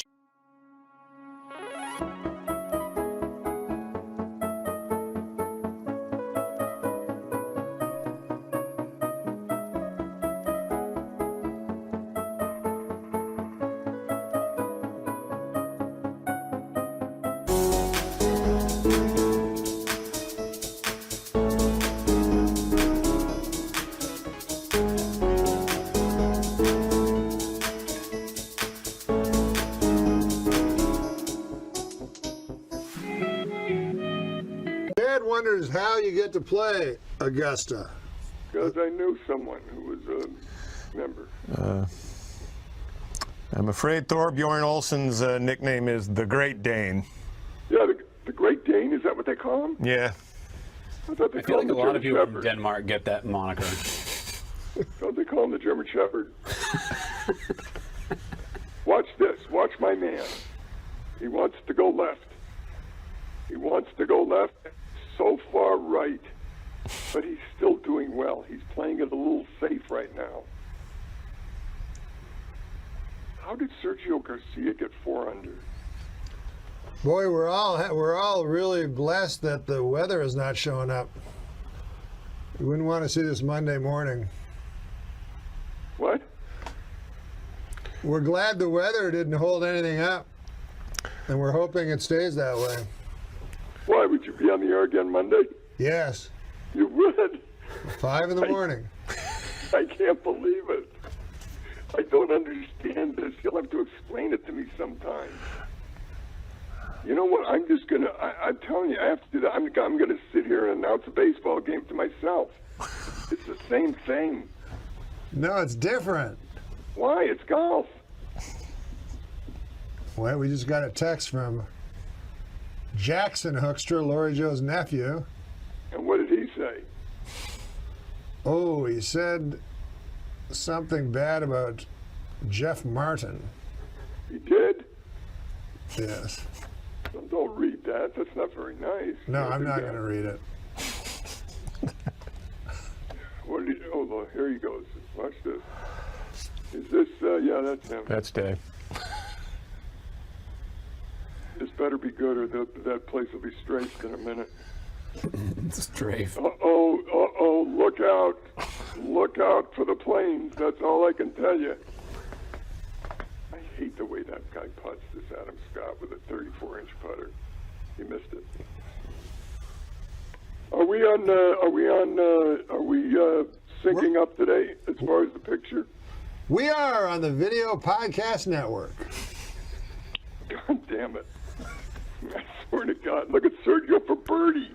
He could be 5 under. What if he won this? He missed it. Sergio led after day 1 with 6 under. Yeah, but he faded like he always does. He shot 66 in the first round and 76 in the second round. That's right. That's an average of what? 72. That's an average of 72.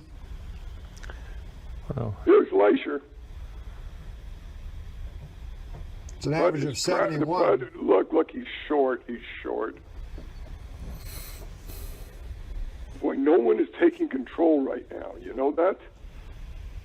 Here's Tiger for birdie. He could be 4 under. This is important. He's got to make this, or Elon will pay. It's good. All right, now he's back in. Tiger to 4 under. Don't count him out. He has 5 to play. Are you that far behind me? Now, Sid Younger's called in earlier and said the winning score would be 9 under.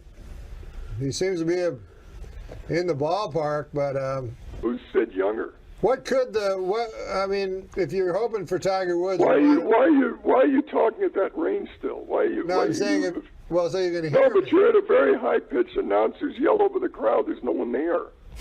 What wins There's this? 2 guys in the booth with you, and there's no one there. What wins this?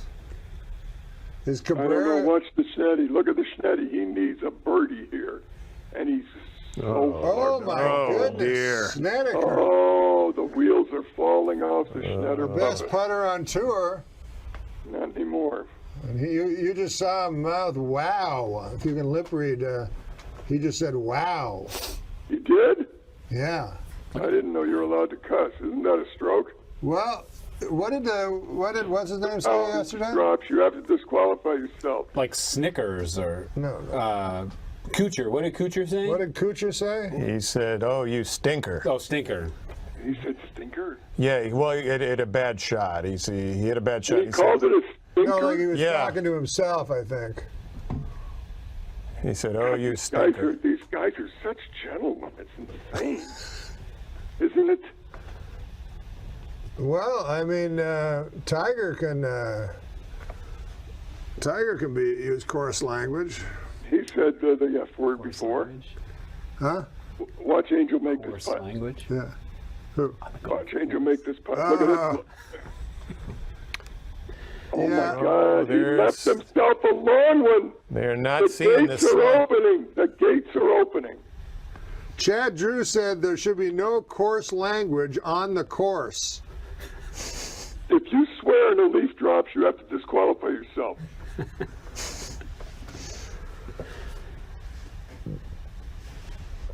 Boy, Snedeker is going to need all his putting ability for this one. Yeah, but you know what? That's not a gimme for Cabrera either.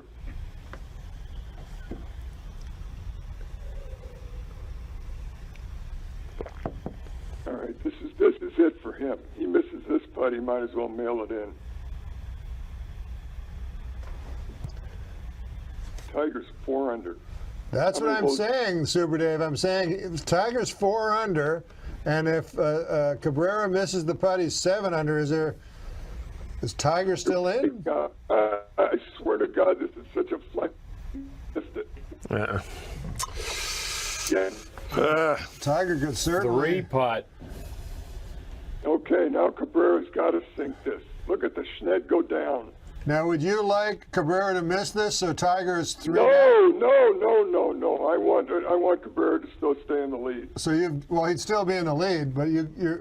No. I don't want him to go back. Oh my God. So you've given up on Tiger. Look at Jason Day. Look at this shot. I think he's still in. He's still in it. Wow, did he? Holy moly! Wow, what a shot by Jason Day. Did he hit that beautifully? Did he hit it beautifully right into the And he doesn't get rewarded. What a beautiful shot. Though. That's unlucky and could find Ray's Creek. I don't know if it's unlucky. What if he'd flown past there?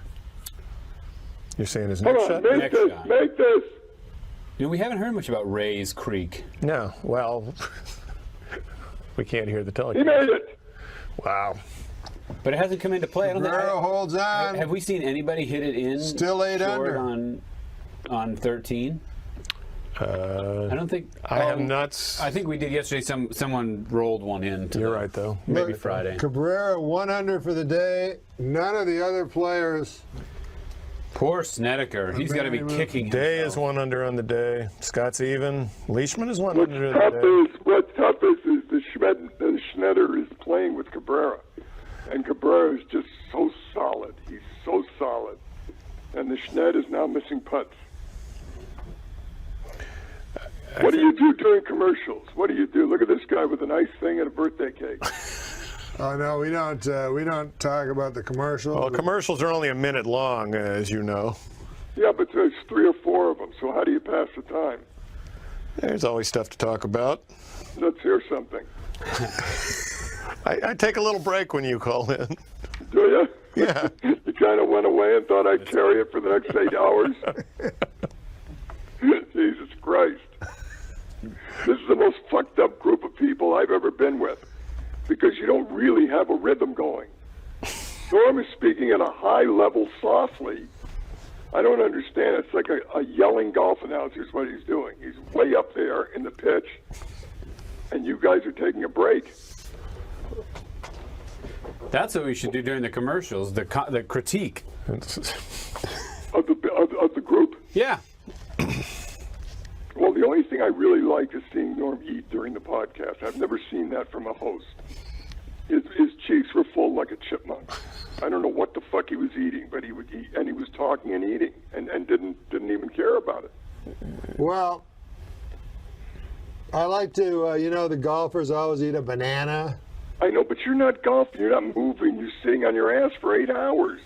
You don't need a banana. What, you need potassium?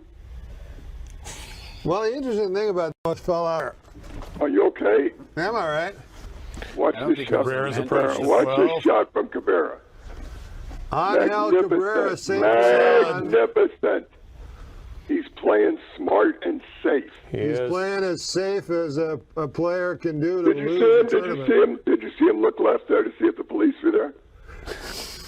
He can't get that out of his system. No, you're right. He was in the woods on 8. He was in the woods on 10. Both times he just took his medicine, played it safe. Yeah. I know. Didn't make it and worse. Brilliant shots. Now watch the Sned man. He could go into Race Creek. Well, Snedeker is going to go for the pin. No, he's not. Well, we'll see. If he goes for the pin, it could be all over. Look at his caddy. When did he get out of jail? When did he get Christ. Spectacled guy? No, he's got beard and fucking, he's just in prison or something. He's got a lot of... Look this at looks that. like a very Look at that. That's an amazing Look at shot. that He's sand already hauled shot. one out of a bunker today for eating. Oh, That's my right. God, is that beautiful. Halt You know the who he has to plane. thank for Stop that? the Mother strafing. Nature. He With just the called a rain. halt to the strafing. Did you say that? Did you see what he did? Yep. You see that signal? No more strafing for a minute, he said. How about that play? Now Chad watch Drew this. has just told us that the rain is coming into play now and holding that ball. All right, watch the Sned. It's a good shot. It's off to the left, though, it looks like. They're going right at the pin. Oh, my God, right at what a beautiful Norm has an shot. uncanny ability to... What a beautiful shot. Did you hear what Jeff Martin just said? Yeah, I ignored it. What about his caddy, that Sned man? That guy's either mentally ill or he's a prisoner. I think he might have snuck him out. Well, he has a lot of sweat, it looks like, on his hat band. Yeah, and he stopped his beard a little below the ears. Look at the Tiger. It's 400. I want him to get 5 right now. Can Tiger Woods put some pressure on him? Staring it down. No, terrible. Look at that mound. Oh, it's going out on the ground. Terrible. We were talking about that an hour ago. Now, Super Dave, having played that, do you think number 14 is one of the most difficult greens on the course? That's a yes. It's so annoying. Adam Scott. We couldn't hear what you said. It was something I know, and I complimentary. couldn't hear what you said.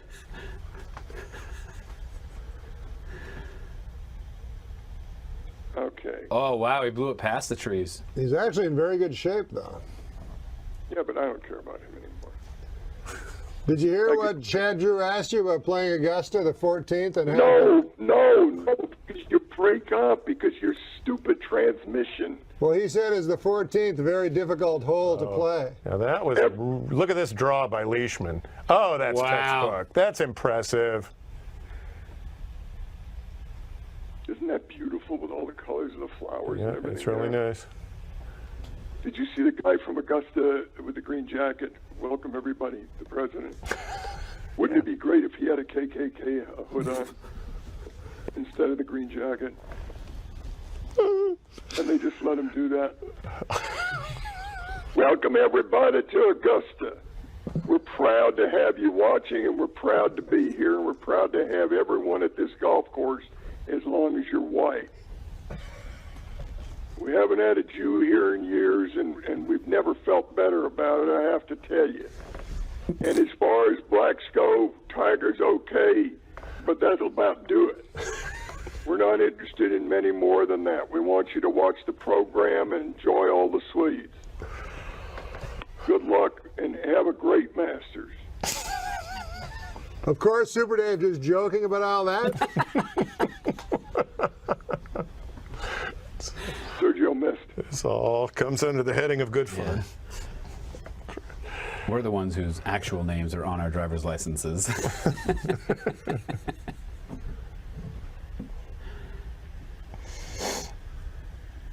Who is this guy playing with Sergio? That's Mark. Oh, that's the guy. No, it isn't. Is it That's Bo the Van guy Pelt? that made the hole in one or whatever he made. That's Bo Van Pelt. Bo Van Pelt, yeah. Okay, this guy needs a bogey. The Duke of Hazard, whatever his name is. He got it. The Great Dane. Thor, boy, you know what? You got to pick one name. There's too many names there. Thor, Bjorn, Olsen. The hell is he? And look at his caddy. Here's Angel Cabrera for the long birdie, and this has 3-putt written all over it.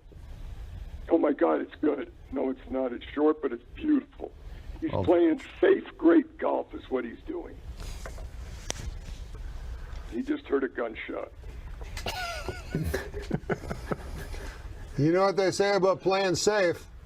What? I don't know. What have they said? It's dangerous. It's dangerous. You know, they have a, I'm not going to bring this subject up, but it's just scary as hell. It's dangerous to play safe. No, it isn't. Not when you're playing the Schned. Staniker for birdie. He's 5 under? Yeah, he's... How far is he back? He's made a couple of bogeys. He missed the birdie. Read back. The Schned missed the birdie. What's happening? He bogeyed 10 and 11. Oh, hey, did you see what he said? Shit. Well, there's only 6 holes to go. How far is Cabrera up? By 2 over Day, Leishman, Watch and Scott. Tiger, watch this shot. Look at that. Look at this. Look at that shot. Are you kidding me? Are you kidding me? God almighty, is he unbelievable. That's the 14th green, Super Dave. Is that probably the hardest green on the golf course? Yes. Is he magnificent? Is he magnificent? All right. He's great. Great birdie by Jason Day. Yeah, he's right back in to the pull within 1, right? Wow. Yeah, he's right there. Jason He's Day right there. has it to within 1. This guy can play. This is an amazing shot. Yep. Guys really put it in the is. water from there. It really is an unbelievable shot. Well, he was helped out by Mother Nature. Right. What? The green's softening up.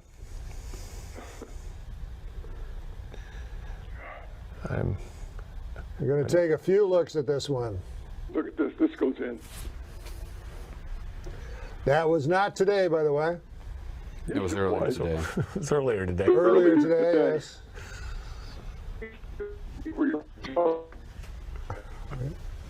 Is he on auto-tune? How can you be so misinformed?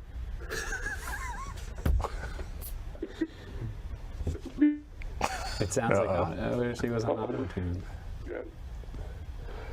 Chad Drew says it sounds like you're on auto-tune, Super Dave.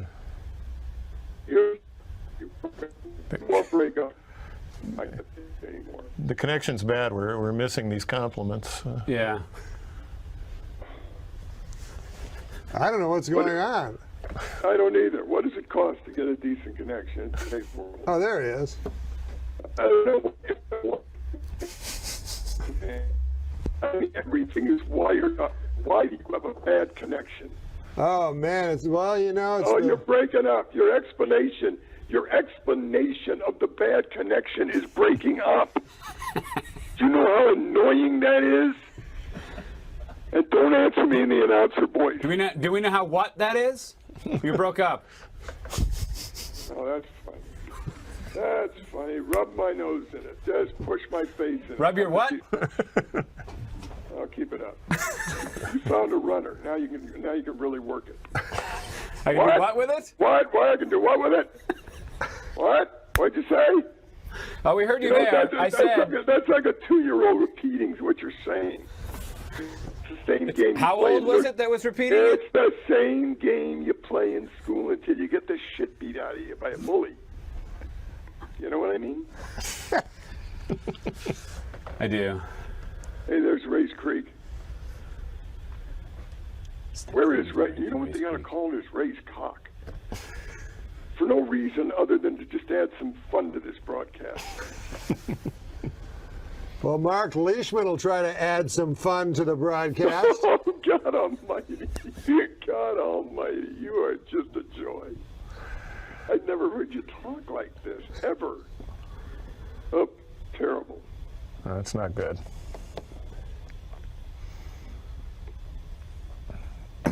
Mark's upset. He's got his boobs going today, but it's in a black shirt. Come on, oh, Tiger for par.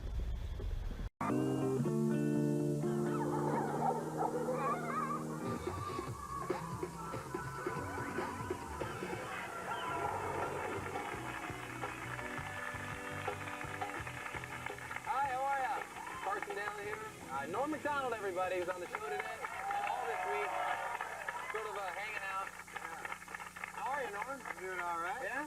Welcome back to another day of MTV's Summer Share here at the Jersey Shore. We're going to chat with Norm about his movie Dirty Work in just a little bit. Plus, Donna D'Erico will be on the show, ladies and gentlemen.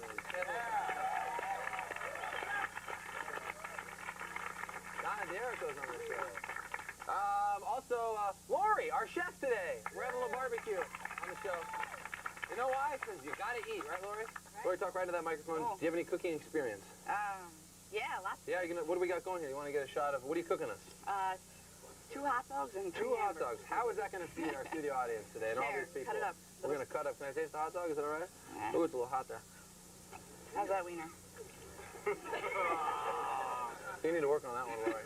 This is cool, isn't it? Do you ever use this thing? It's kind of like a chef's condom. It's kind of weird, huh? You want that back? Yeah. No, let's go have a seat. Everybody. Okay. We can hang out. Let's go over here. And chat. We had our first night at Seaside Heights last night. Yeah, that was great. Drinking that beer. Yeah. Oh, my God. Norm and I got to go out last night. Yeah. There's a place called the, what's the name of that? Yakety Yak Cafe? Yeah, Yakety You guys Yak. know that place here? That was It's fun. like a nightclub for senior citizens. Really, seriously. They'd play like Islands in the Stream. Remember that when that came on? That was crazy. You had a lot of the ladies last night. Oh, let me tell you, man. I told you that one was a dude. I told you, man. I warned you. I know. I was a little upset we're having the barbecue today after that experience, too. But how about when the girl you were talking to, when her teeth came out? It was crazy, seriously. Yeah, I wasn't talking to her during that point. I remember when you tried to put them in, back in her. Got ugly. Hey, also, our question of the day is, and Norm's here to talk about Dirty Work, which we're very excited about. Yeah, that's going to be fun. Tell us a little about just the plot of the movie. It's sort of a revenge. It's a movie, yeah. It's a movie about, I play a guy that opens a revenge for hire business. So I get revenge on people that can't think of them themselves. And you actually co-wrote this movie, and this idea actually stemmed from you just having a fascination about this idea. Yeah, I love the idea of revenge, yeah. Certainly. Our question of the day is, what's the best way you've gotten revenge? So if you're here hanging out with us, think of some ways that you've gotten revenge. Do you have any ways that you can think of in your own real life that you've... Well, this wasn't my idea, but my buddy did it when we were in college. We sent these dudes at this fraternity that we didn't like a big bunch of donuts, right? And then they ate the donuts, and then underneath the donuts we had a Polaroid of me and my buddy with the donuts on our... That's good. How come we didn't write that into the movie? We did. They wouldn't let us do it. All right, you know, we're gonna show you a video right now. It's actually a breakthrough video. It's from Madonna. Part of this was shot in our New York studio in Times Square. You can check it out. Here is Jonas Ackerlund directed this video, who did Smack My Bitch Up from Prodigy. If you haven't seen it, it moves rather fast. Check out Madonna right now. Here's Ray of Light.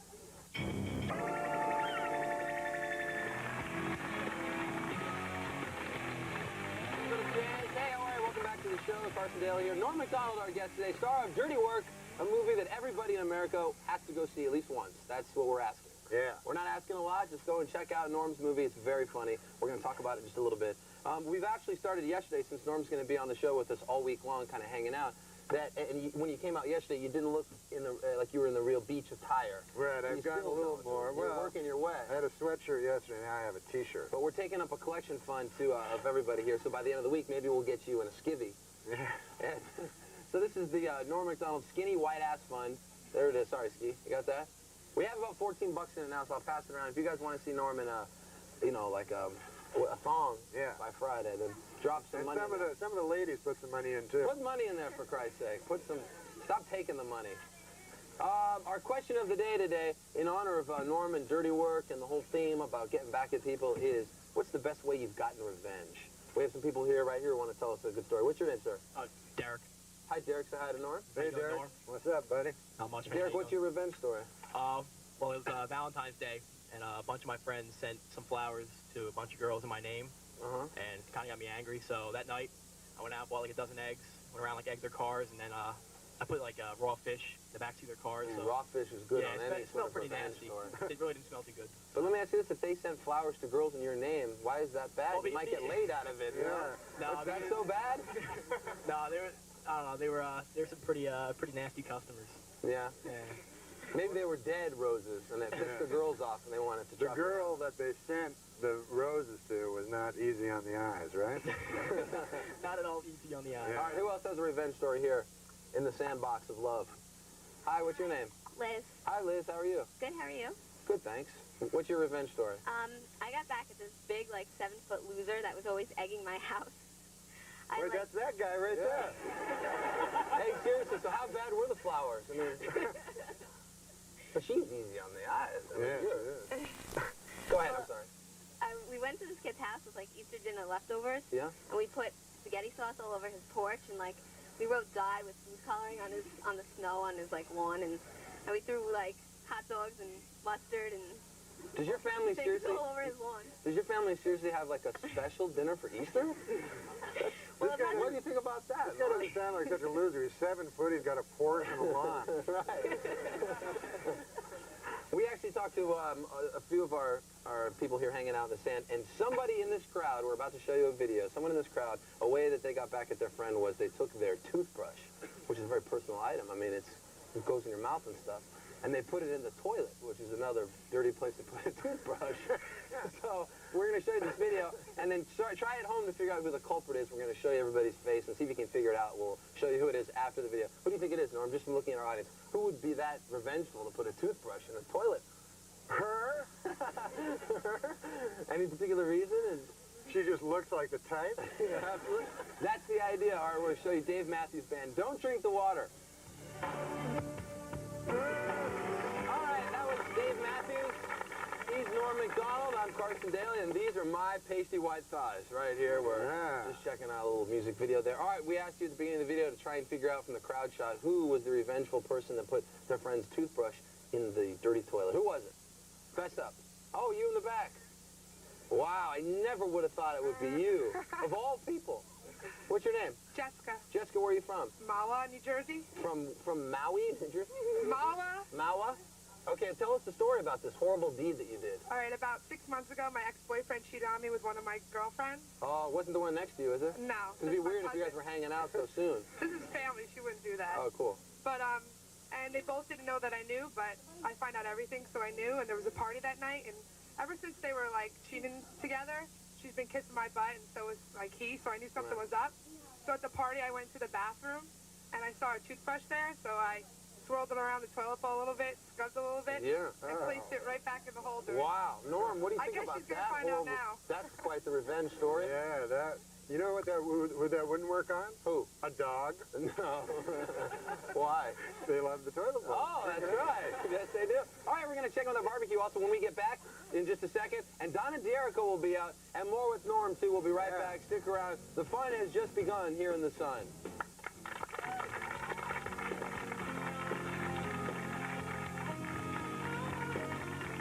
Hi, guys. I'm going to be coming up next. Listen, I've been working on a little tune. What do you think?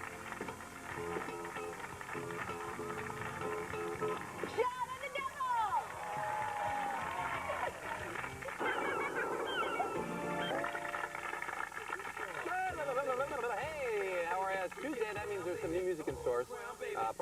this movement from the Bronx, and it's happening. Norm Macdonald, everybody, hanging out with us.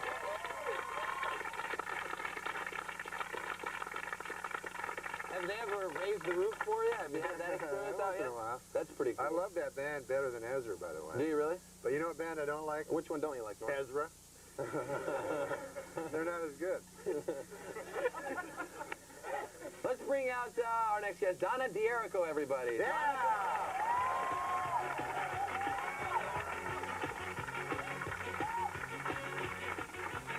Have a seat.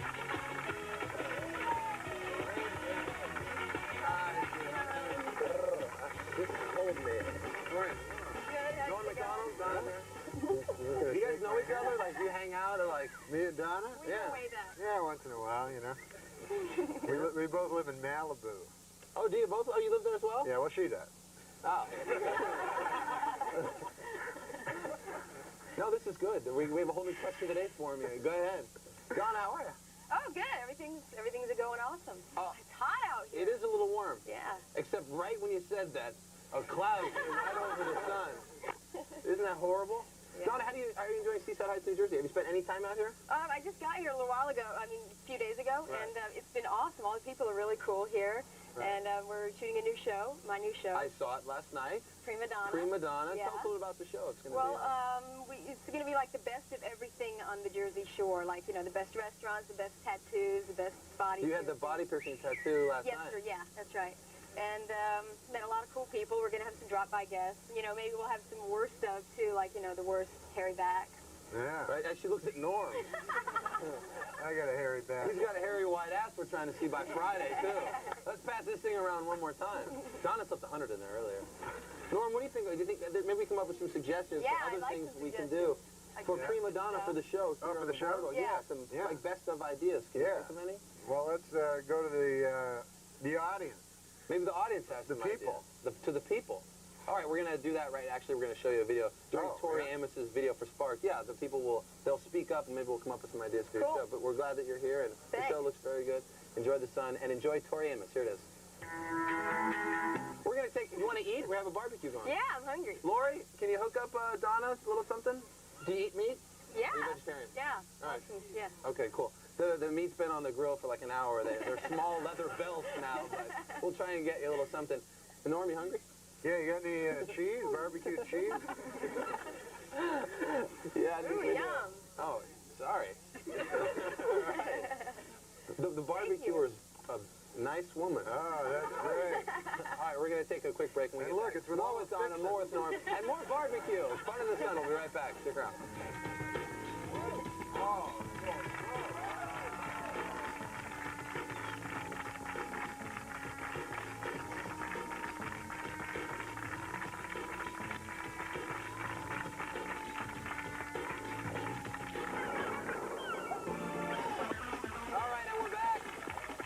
D'Erico's hanging out by the barbecue. That's what we're doing. We're queuing up a little food today. Everything all right over there, ladies? Good. Norm Macdonald is here. Norm, Dirty Work comes out June 12th, is that right? June the 12th. June the 12th. You co-wrote this movie. Yeah. Where'd you guys shoot it? Toronto, Canada. Your native country? Yeah, it's my native country, man. It's the greatest. Did you have any? You co-wrote the movie. Did you want to shoot it there? Yeah, I wanted to shoot it in Toronto because I love American movies shot in Toronto. So you ever see those? Like you'll see like Nicholson and Ned Beatty or something driving down the street, you know, and they're talking, then a cop will stop and go like, hey, you're just past a red light there. All the extras are Canadian. Oh, right. Like the X-Files. I think they shoot up there, too. Yeah. So all the extras have this retarded accent for no reason. Was it just so many comedians working on this movie? You guys are all so funny. I mean, like Chevy Chase and yourself. Yeah, Chevy and Chris Farley and Don Rickles. We're going to talk about Chris Farley, too. What was it like working on the set with all of these just funny people? It was hilarious, man. Like Rickles just insults everybody all the time. And most of his insults don't even make sense. Right. Like he'll just go, why don't you go to Alaska and suck on a whale? You don't know what it means, but it's funny. That's cool. That's actually our question of the day was, what's the best way you've gotten revenge? Because it ties into the movie, Dirty Work. The movie's all about revenge. I love the revenge stuff, too. And you go in for the revenge for hire business. Right. So we have a bunch of cool revenges that you can use at home. Yeah. Is there going to be a Dirty Work again, like a sequel? Yeah. Dirtier Work. We're gonna. Anybody in our audience want to answer our question today? Right over here. What's the best way you've gotten revenge? What's your name? Shanna. Shanna? Yep. Okay, hi. All right, my boyfriend was cheating on me, and I found out, and I went over his house and used the bathroom while I was in there. I poured a nice amount of Nair into his shampoo, shook it up, broke up with him. Ooh. Is it Matt Pinfield, perhaps? What happened? Did you ever hear? Did he go bald? Or? Well, all I know is he didn't leave his house for like a couple of months after that. I did not see him at all. What if the Nair went in his eyes and he blinded him? Oh, well. That would be a scene for dirtier work. Yeah. June 12th, the year 2000. You know what I don't understand about that story? What? What did the guy do wrong? Yeah, what did he do wrong that made you do that? He cheated on me. He cheated on her. He was sleeping with another He girl. was sleeping with another girl. Is that wrong?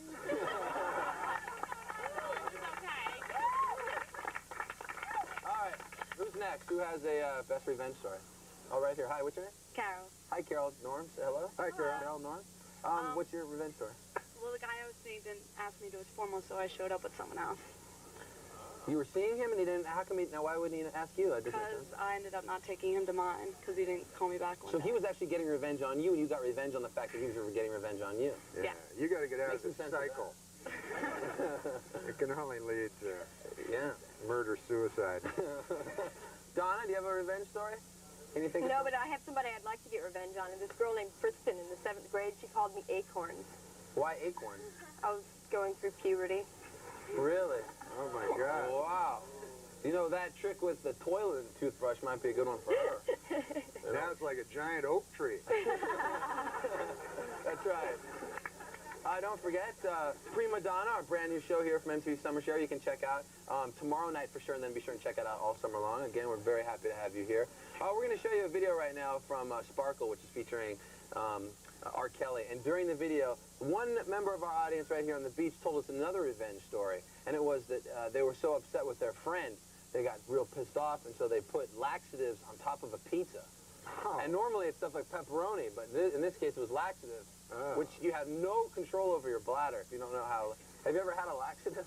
I actually order it on my pizza. That's amazing. You pay a little extra, but you know. All right, let's check out that video and we'll show you the faces. You figure out who the culprit is, and we'll tell you after the video's done. Here's Sparkle. Wow. Norm just confirmed it. We're going back out chasing skirts tonight, right, Norm? Yeah, skirts. All right. Hey, where's Donna, by the way? Where's Donna? Oh, she's not here. She left. Oh. Be sure and watch Donna's new show, Prima Donna, MTV Summer Show, too. It's on tomorrow night at 7:30. Check it out. Thank you to Donna for stopping by. But who was the person who put X-Lax on a pizza? Who had that story? Right there. What's your name, sir? George. Hi, George. Yeah, a bunch of guys. There's actually two groups. These guys were just being jerks for a long time. And basically to get back, it was a sausage piece, so you just kind of crushed some laxatives on it, give it to him. One guy actually ate the whole thing. He didn't The whole pizza? Yeah. What a pig. He was like happy we gave him free pizza. So, yeah.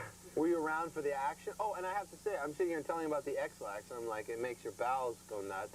I mean, I said bladder. You said bladder, yeah. But what an idiot I am, and he didn't say anything. Well, I didn't want to, you know, you're the host. I'm no host. Anyway, that's a good story. So what happened? Did you ever hear that they sat on the can for 6 days? I don't know. Just that one guy ate the whole pizza, and yeah, I don't really.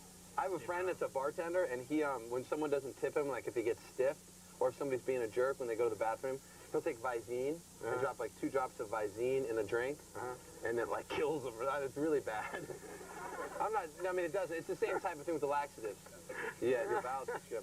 All right, we're going to take a quick break. When we get back, we're going to eat our barbecue. Stick around, and more with Norm Macdonald when we get back. It kills you.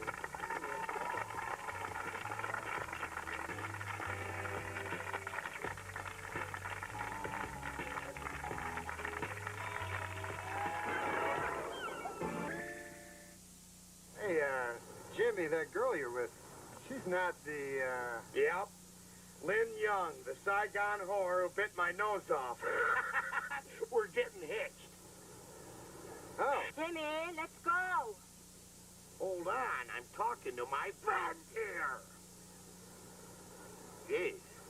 Sometimes you gotta remind the hen who the rooster is. Well, good luck to you, Jimmy. Okay, Mitch, stay around. Blah, blah, blah, blah. When I say let's go, you go. Yeah? Time you shut your cake hole, Yoko! Women.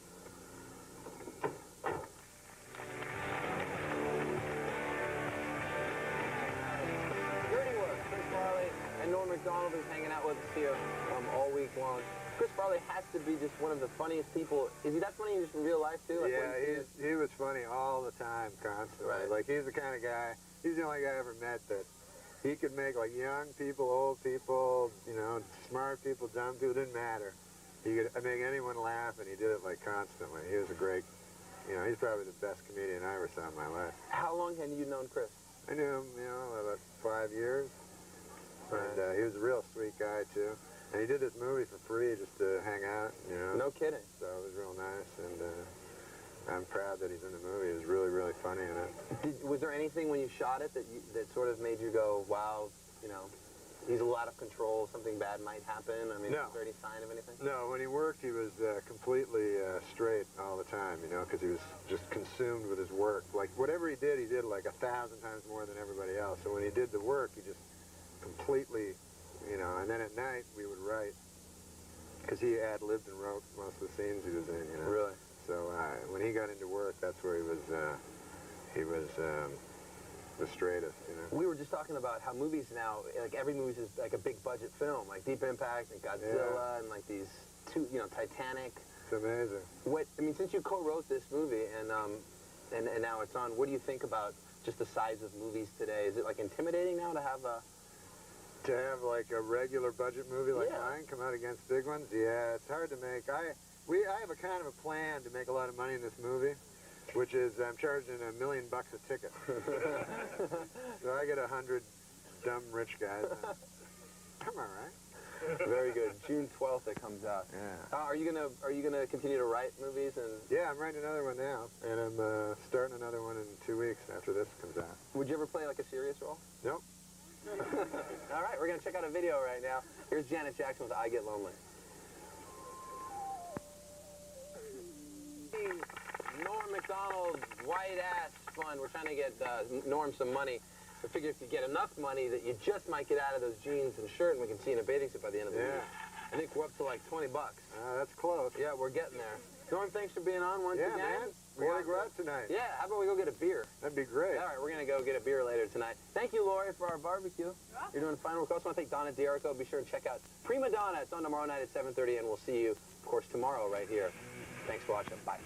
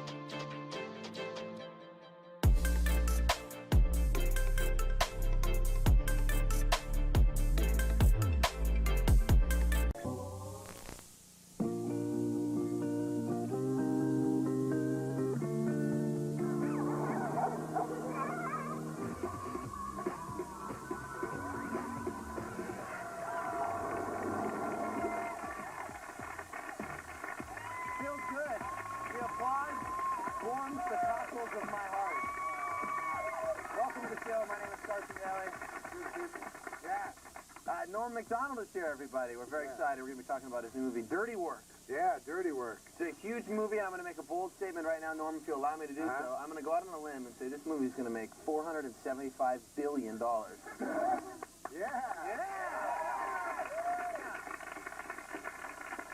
It's kind of like the CNN CNN poll, though, there's a plus and minus error factor of about 275 billion. Right. Now I'll make like 800 million and everybody will be disappointed.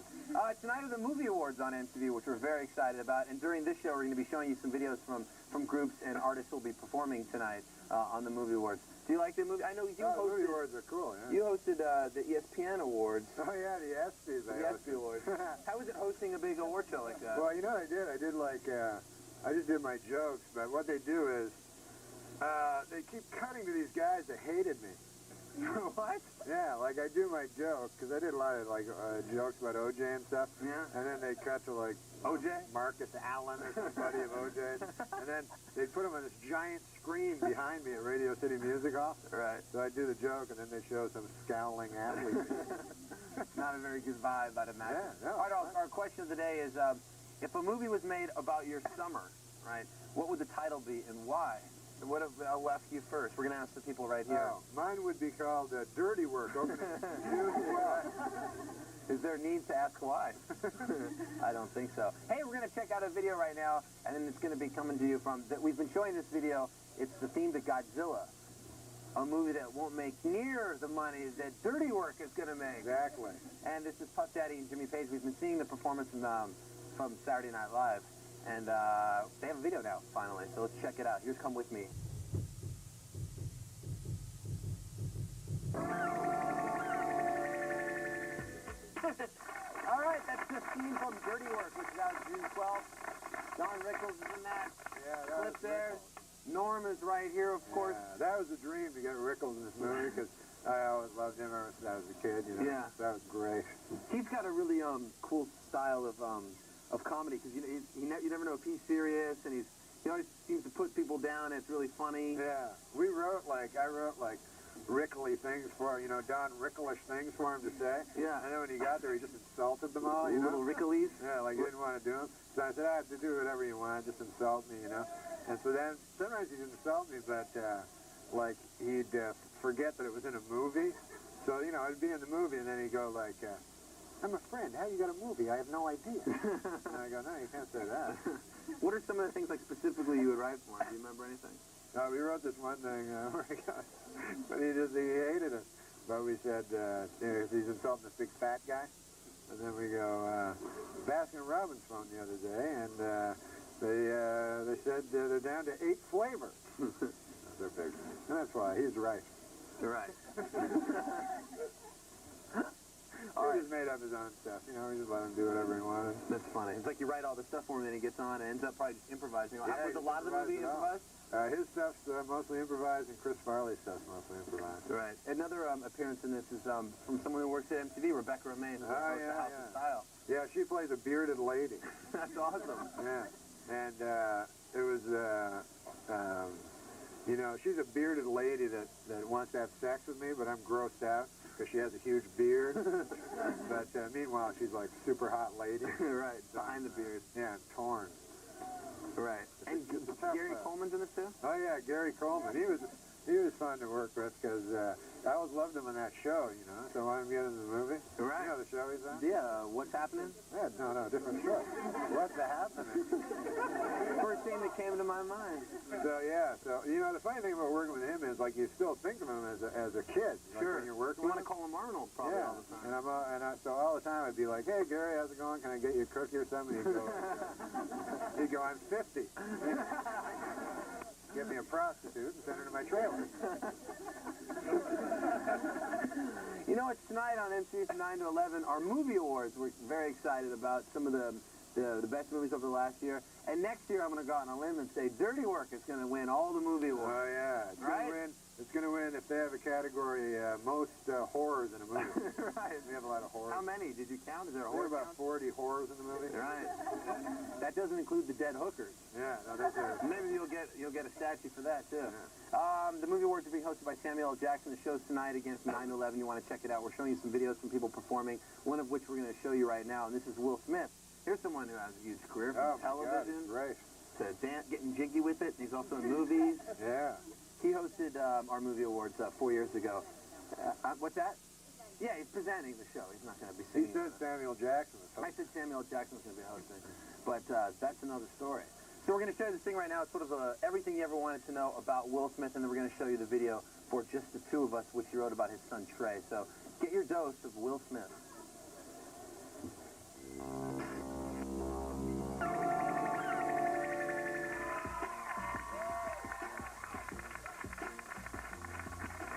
What is there? Somebody famous here? Where is he? Warren Beatty, everybody! Come on! No, he's not there. Welcome back. Norm Macdonald, that's I'm sure with we're his having applause fun. before. All right? I'm having a great time. Me too. We've been hanging out all week. I know, it's been 6 days. Yeah, well, not quite. About but 4 days. Definitely. Dirty Work is a good movie, and that's coming out. Yeah, on that's June coming 12th. out soon, June 12th. You know all about that. Yeah, I was in it. Yeah, I know that. Your first leading role. And I wrote it with my buddy Frank Sebastiano from right here in Jersey. And you know what he is? He's a dirty hippie, that guy, Frank. That's for sure. He's a damn dirty hippie. He's a damn dirty hippie. Hey, our question today is if you're going to make a summer movie about you're going to make a movie about, what is it? If you're going to make if you're going to make a movie about your summer. What would it be called? Right. And why? And why? What would yours be called? Mine would be called Dirty Work. Okay, good. Just want to see in case that changed. Or maybe Dirty Work, which opens June 12th. Who here in the audience has one? Hi, what's your name? Hi, I'm Karen. Hi, Karen. Where are you from? I'm from Noka Harbor. Okay. That's around here, I guess. Yeah, it's about 20 minutes away. Okay. Say hi to Norm Macdonald. What's up, baby? Hey, Going? babe. My movie would be called Ass Wipe. Ass Wipe Yes, would it be the would. name of your Yes. movie about your summer.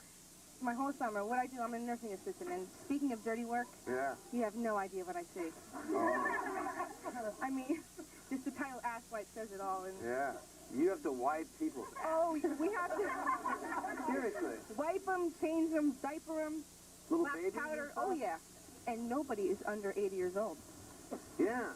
Oh, they're not little babies. Well, technically, yes, they are babies. They must be actors. Oh, no, I didn't mean that. Because you're not an actor. You're like a good... Right. Okay. But you know We're on what? the same side of the fence. Yeah, okay. It's very rewarding, though. It's a very good job. Yeah, no, I think Very that's... rewarding, because if we didn't do it, nobody else would. And Yeah. You get a lot of free probably? I totally missed what you just said, but it must have been pretty funny. Does anybody have to... Never mind. All right, who's next? About your a movie about your summer. What's your name? My name's Anthony. Hey, Anthony. What's How up, you man? doing? Say hi to Norm. What's up, Norm? Hey, Anthony. Okay, well, my movie would be called Dirty Work. No. Oh, you're catching on. I'd call it Hot Dogs and Donuts, because that's all I've been eating all summer long. I mean, wake up in the morning, throw a few hot dogs on the grill, and go to Dunkin' Donuts, get some donuts, you know? Notice that he eats the hot dogs before the donuts in the morning. I eat them together. Huh? I eat them together. Yeah. There's I wonder what a psychiatrist would have to say about that. Hot dogs and donuts. Who else would be in your movie? What big actress? Probably me and my friends, because I think we're pretty good actors. I'll give you a job, too, He maybe. said actress. Oh, Yeah, actress? like who would be your leading lady in Hot Dogs and Donuts? That girl there is pretty good. Maybe she could, Oh, over here? Oh. Hey, welcome to Love Line. Yeah, which one? Come over here and pick her out. Come sit by her, please. All right, we need to show you a video. Norm, you mentioned that you liked Bob Dylan's work. Oh, yeah, Bob Dylan's the greatest. And a lot of people say that his the most recent record he put out is one of his best. Yeah, it's a great album, man. You got to get that. Yeah, and where a lot of people know, of course, Jacob Dylan, his son, who's Oh, a member of the Wallflowers. He sucks. I'll represent Jacob Dylan, and you can represent Bob Dylan. Yeah. All right, that way it's 50-50. We're going to go I'm ahead. kidding. I love Jacob. We're going to go ahead and show you this, and they're performing tonight as well, the Wallflowers, so check out Heroes.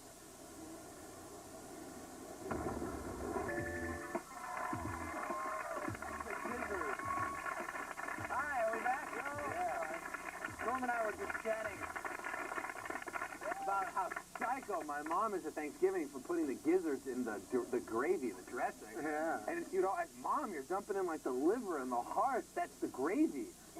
I mean, symbolically, it's atop the food. Could never explain why. Oh, man. Anyway, moving on. Did you ever have that problem at Thanksgiving? Do you ever understand that stuff's in the gravy? I find it odd that a lady would have her hand up a bird. All right, Norm is here. We're talking about Dirty Work, his new movie that opens June 12th. Oh, yeah, Dirty Work. We've had some people here hanging out with us. We thought it'd be a good idea for you to get to know our audience just a little bit better. So we asked during the commercial a couple of our people here to write down on a card their name, their most embarrassing moment, something they've never told a friend, and their nickname. Yeah. So we're gonna. I have them here on the card. What do you got? So let's start with embarrassing moment. Who is this now? First. This is Dina Stevens. Dina, where are you? Right over There she there. is. Hot pink. Yeah. Does that glow in the dark? Oh, it'd be cool if it did. So Dina, why don't you tell us about your most embarrassing moment? I brought this guy home that I like, Yeah, yeah.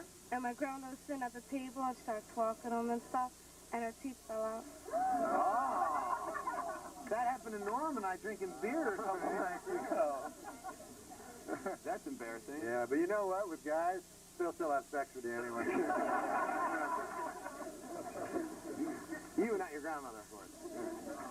All right, moving on. All right, now the next one. So this, we've already done the embarrassing moment. So now, something a friend. What was the category? Something you've never told a friend. Something you've never told a And friend. who is it, first of all? It's Colleen Murray. Colleen, where are you? Yeah. There's Colleen. Colleen? Hi, Colleen. Oh, sitting down over there. Hi, Colleen. Hi, how are you? Okay, good. Something that Colleen has never told a friend. Yeah. I never told my friend that she's really, really annoying and that I really can't stand her. Really? Is she here today? Because we get huge ratings if you got spots. She really would. Yeah. If she's not here? Nah, she's just really obnoxious and... But you maintain this fictitious relationship? Well, or? you know, she's not like a really good friend, but when I'm like hanging out with her, I just like, I don't know, I sit there and like roll my eyes all the time, but I feel mean if I said something to her. Yeah, Colleen, is I it? understand that. Do you? No, you know, like a lot of times you hang out with people you don't like, and you treat them nicer because you feel guilty because you hate them. I don't know why, but I do that all the time. Colleen, do you want to like, why don't you look into the camera and say who it is and Yeah. smack? Yeah. Come on. I don't want to You'll hurt feel anyone's better. feelings.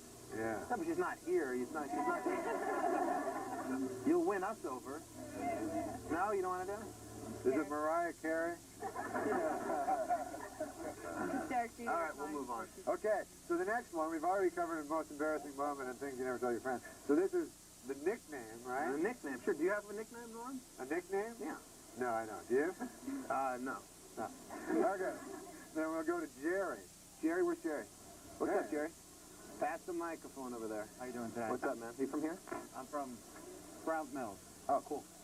All right. Nickname. So it's embarrassing nickname. Is that the category? Yeah, that's one of the things. What is it? And remember, the dollar values are double.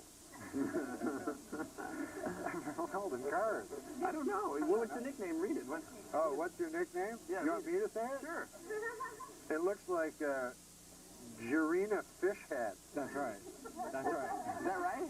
Yes. And then it says drag name. Yes. Last year, my bunch of my friends subbed me that name when I went out to Philadelphia in drag. Yeah. They said that I looked like a huge fish. You look like a huge fish? Yeah. Yeah? So my name is Jerry, so they just Jurina Fishhead. Really? Now, wait a second now. Well, you went in drag? You dressed up as a lady? Yes, I did. And went to Philadelphia? Yes, I did. And all your friends could think of calling you with Fishhead?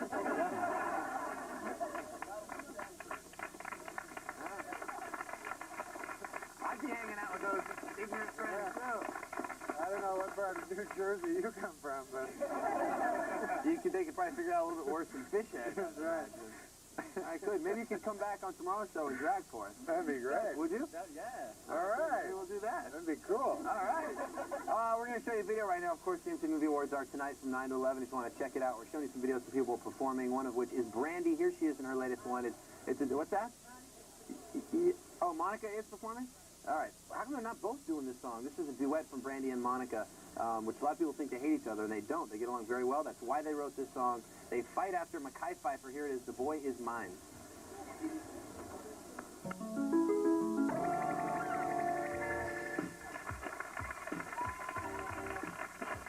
Hi, how are you? Carson Daly here. Welcome back to the show. Norm Macdonald, we're at MTV Summer Fair in Seaside Heights, New Jersey. We're hanging out. I have this incredible urge as I sit here in New Jersey, right on the coast, looking out into the lovely ocean, to go shrimping. Shrimping? Yes. Yeah. Have you ever been shrimping? No, what is that? Catching some shrimp? Yeah, and clamming and stuff. I don't know how. Can you do that here? Isn't that like a big crabbing? Crabbing. Yeah, it just seems fun, just going out there and... How do you catch shrimp? Do you just use little worms? Is it a net? Yeah. You know, you have to get a license, because there's this place I drove by in New Jersey that you can, you have to get like a clamming license or something. Oh, yeah? Yeah. All right. That's what I'm going to do maybe this weekend. You want to come back and go clamming? Yeah, go clamming. Hey, we're trying to get Norm when he got here on the show on Monday. He just was so really overdressed for the beach.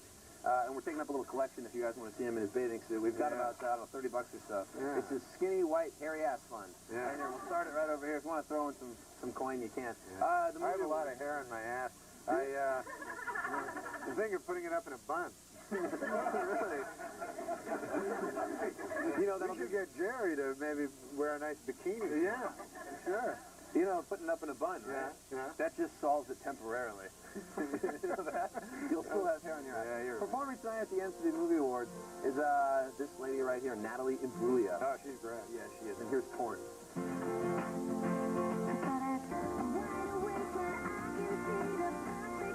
Natalie Imbruglia, check her out tonight, 9 o'clock NCAA Movie Awards, hosted by Samuel L. Jackson. Norm Macdonald's to my left. We're sitting on the porch, and we've now collected a total of $40. $40 even in the Norm Macdonald. We want to see his skinny, white, hairy, sometimes in a bun ass tomorrow on the show. So, thank you, Norm, for hanging out. Yeah, tomorrow, once again. man. We're going drinking tonight, right? We're drinking tonight. Yeah. Norm and I have had one hell of a week. Maybe we'll get in the tank tonight. What's the tank? Oh, the tank. Sure, yeah. All right, tomorrow on the show, Dweezil Zappa swings by with Lisa Lowe and more Norm. It'll be Friday fun. We'll see you tomorrow. Thanks for watching. Don't forget Dirty Work, Tuesday 12.